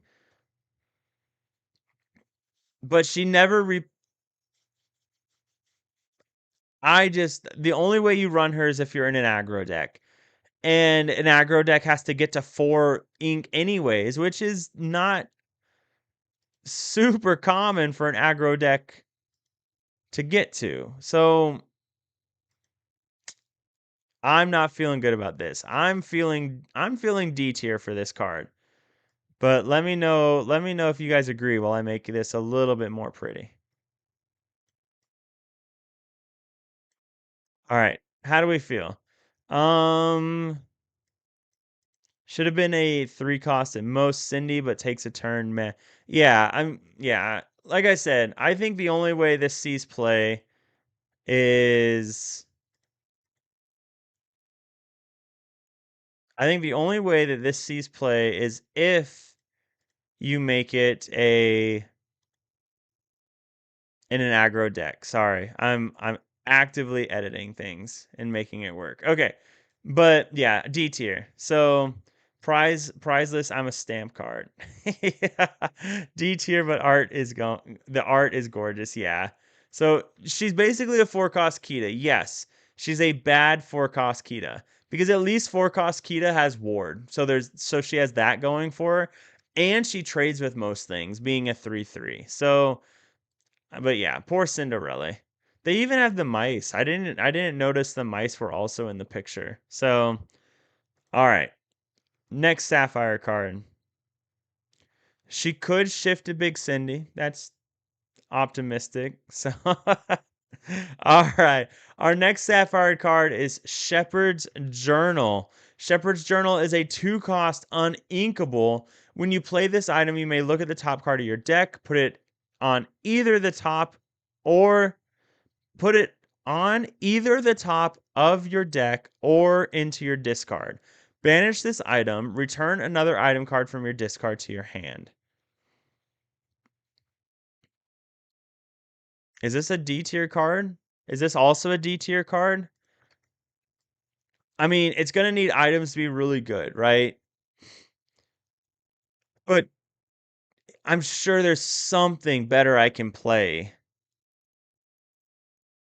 than a card that doesn't even let me draw a card. Like a 2 cost uninkable, and I don't even get to draw a card. Like, it's just saying I may look at the top card of my deck. I'm going with D tier for this one. I think this is really bad. Like, I mean, maybe if you're a deck that just really needs to search for something and find something, but there's got to be a better way to go about it than playing a 2 cost uninkable. So we're just gonna go. Yeah, why is this uninkable? Probably because all these 2-drop items are uninkable, I'd imagine. So it's not a red card. Oh, poor Ruby players. Okay, here is a card that I'm very excited about. Is it going to be good? It remains to be seen.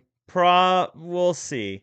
But I'm excited for it all the same because it's kind of just been a thing that I've been doing this set. It is a 4 cost inkable 1/7/2.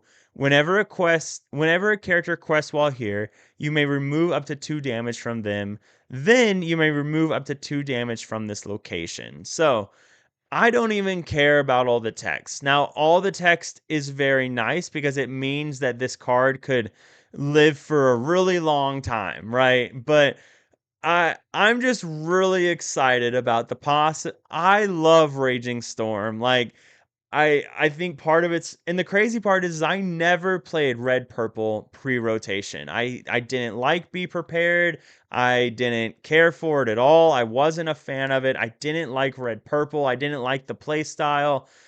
Raging Storm is a different ball game for me. I love Raging Storm. Maybe it's a little bit of bias because it's Lilo and Stitch. Maybe it's biased because everybody said it was going to be bad. Uh, Maybe it's biased because it's a fair card. It's not a card that you can sing. That being said, when I saw this card, my first thought was, God, how much do I wish that library gained me 2 lore per turn? And here it is. Casa Madrigal gaining 2 lore per turn for 1 less ink, or for 1 less willpower. And you can potentially keep it alive for a really long time. So I, I think there's some cool things about this. So it's going to be really hard to keep it alive. Like its effect is very difficult because you can't challenge and quest in the same turn under most situations, but I don't know. It's a fun card. This is the key to my deck, S tier. Jeremy's super excited, Butterscotch super excited. People have been saying it's so easy to out, then why was Manor so untouchable? Well, Manor was a 9 willpower, right? Yeah, I mean Manor was a 9 willpower. So there is that. Like that is that is a lot of willpower for a location. So um there you go. But Manor, that's just a beefy card. So that's really tough. Now, with that being said, 7 is still not impossible to get rid of, right? But it's not easy, right? It's not easy when you're running a deck. So you run this in blue yellow, right? What do you have to compete with in blue yellow? Raging Storm, first off, probably Hades, probably Let It Goes. Like they have a lot of point click removal that's going to kill it. Sure, Boost Scrooge kills this, and that's true. Honestly, though, I'd be more worried about something like Copper, right? Like Copper is such an annoying card. So I I can't. I don't think this is an S tier card, and the reason for that is that I don't think it's an S tier card. I think it's an A tier card. I think it's very good. Um, but the problem with it is that the deck has to not die to all the aggro that we're going to be seeing, and also all the purple steel burn that we're going to be seeing. So we spooky red baby. Yeah, that is true. The big reason why Queen's Court stopped seeing play was because Shark can just eat it, and Maui basically one taps it. Shark is gone basically, and no one is gonna play Dash. No one is gonna play Dash. Par Dash. What is Queen's? What is Queen's Court?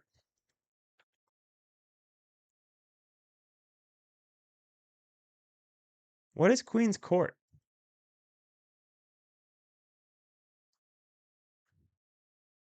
I do not know what that is. Location.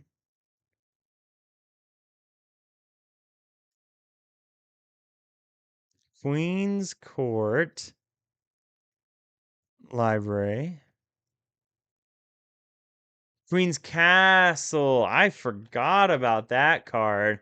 Yes. So, oh, if people are comparing it to Queen's Castle, they can't do that. I mean, yeah, look at what the meta was before. The meta when Queen's Castle was a card is the is this, right? I mean, there was a card called Merlin's Crab, for God's sakes, that lets you put +3 Challenger on any card. And then there was a card called Fox, right? Madam Mim Fox, that just comes down and just says, screw you, I'm going to attack anything I want. And then, of course, there was Maui, right? That was running everything. And sure, Maui doesn't deal 7 damage, but Maui does a lot with 6/5. Like, this card is still one like such a great card. Um so yeah, I'm gonna go with A tier for Casa Madrigal. Yeah, like anybody comparing it to Queen's Castle need to understand that pre-rotation and post-rotation are very different lives of Lorcana. Pre-rotation was busted, right? Like it was so good. Like you could take a pre-rotation deck, play it in post-rotation, and decimate everything without even adding the new cards. Like just run just run it with nothing set 9 up. And you're going to smack the crap out of everything. With whether that's red blue DKP burn, if that's steel song, like that's just it is what it is. It was so busted. So we can't compare the decks from before to the decks that we're going to see in the future. Like that's just not what's going to happen. I mean, if you want a perfect if here's the perfect example of what I'm talking about. Um, let's see if it's on here. It's not. So I'm gonna have to go to Discord really quick, and this is gonna be my entire stance on people need to quit comparing things and being like, well, pre-rotation, red purple did this. Okay, that's fine and dandy that red purple did that pre-rotation. It was a different game. Okay. Um, here, dash, this right here. So this dash right here. So this dash is Maui, right? But it's an uninkable card. It's a 651 uninkable. The only difference is it doesn't say reckless. Like it's because what made Maui so good is that he was inkable. You didn't care that he couldn't quest, right? No, we can't. We just can't. We can't do it. It's when people say, "Well, pre-rotation a card like that didn't work." It's like saying pre-rotation when they'd release a card with 3 attack or less and be like, "Dies to Medusa. You can't play it." Like, no, stop it. Stop it. Okay, what's going on in the chat? I love this location for Amber Sapphire. Nico Janelle. Nico Janelle. I'm gonna take a second real quick. You have given me the most exciting and fun Lorcana to watch in a hot minute. And what I'm talking about is your Amethyst Amber Mill deck. Oh my god. That is the most fun to watch and it just makes me so happy. Every time I see you're online, I'm not playing Lorcana because I'm spectating your matches. It just awesome. A really cool deck. So A plus plus plus. Anyways, I just had to get that out there. And if you guys ever see Nico online playing Amethyst Amber, you need to watch and spectate that match because you are in for a treat. Like it is so much fun and it's just awesome. All right. So I'll play it on stream some night just because it's really cool. So I love this location for Amber Sapphire, not McDuck Manor, but we'll do. Yes, exactly. So for my heavy control, not my Ludwig von Drake with the Chichas and stuff, but for my heavy control, blue, yellow, amber, sapphire, I was running a location in it. It was I think there's a location with 8 willpower, right? Is there? I think it was sapphire. No, it's this yeah, it is sapphire. So it was it the Great Illuminary? No. I don't know. So I was messing around with something, with the location, and it felt fine. But I wanted something for after Raging Storm, and that's what Casa Madrigal gives us. Is it gives us a way to just really bust up our opponents.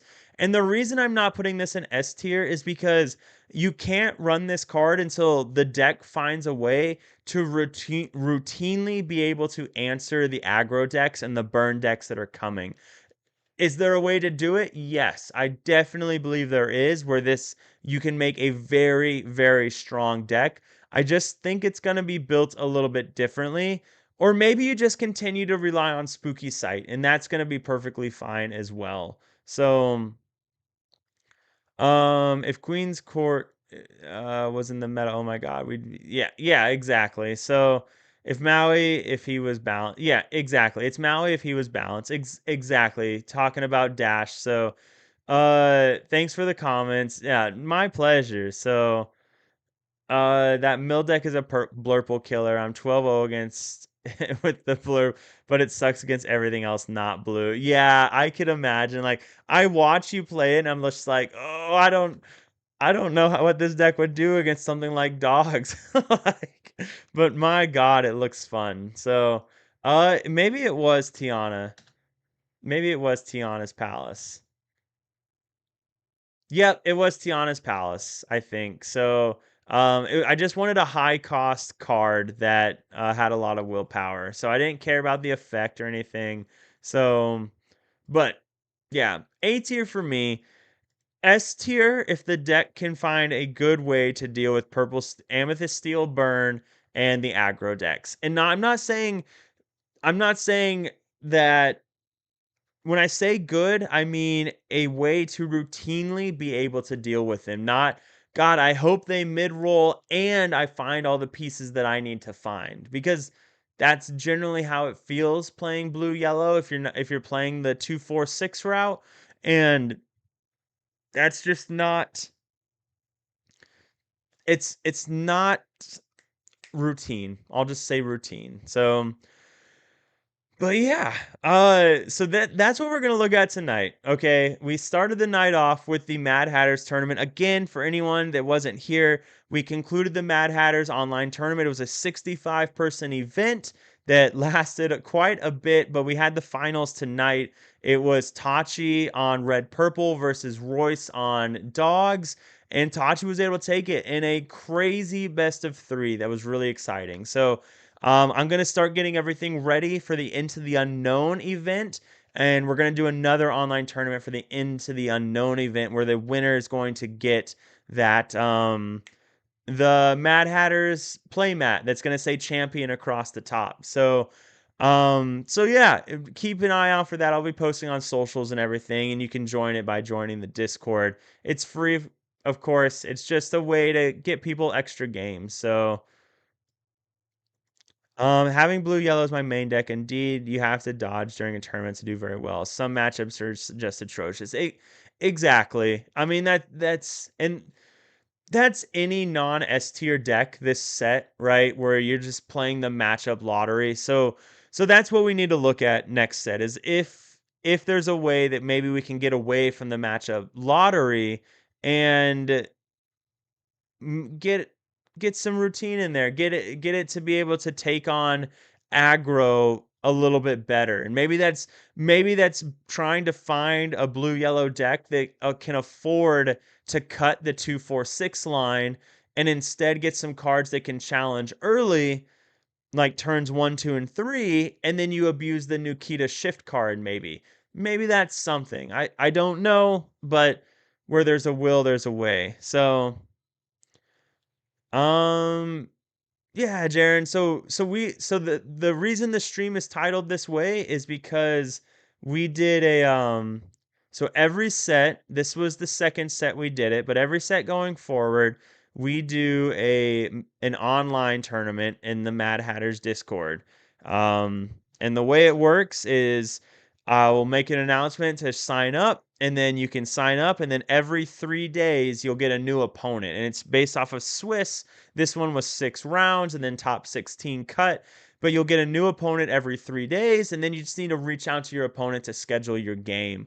And then you can use duels or any method that you want. Tabletop simulator, you can play with cards and webcam, and then you do it, and you report it in Melee. And then you, at the start of the tournament, you have to declare your colors. So going into get the first round, you have to say, I'm going to play Amber Sapphire. And then you're stuck with Amber Sapphire for the rest of the tournament. But for all of Swiss, you can change your deck any amount of times you want and change any card in it. You just cannot change your color pairings. That's all. So, and again, it's free. It's just a fun way for people to get some extra practice in. So, but ladies and gentlemen, it's midnight. I have a long run tomorrow because it's Sunday and I work. So I'm going to call it a night here. We're going to see if our boy Brian is streaming. And if he is, we're going to show some love to Brian. So let's see. Disney Lorcana. Nope, I've got to do this. But yeah, I hope you guys had fun. For those that stuck around since the actual um since the actual like finals thing, I hope you enjoyed that as well. And then I hope you enjoyed I love doing these streams where we rate other cards. I think it's a lot of fun doing it. So I think it's a lot of fun rating these cards. So hopefully I'll be able to get some more streams in. My work schedule just sucks right now, with all the things going on in the Middle East, but hopefully we can get some more of these in. So good luck, Omni. I'm looking forward to it. And then we're gonna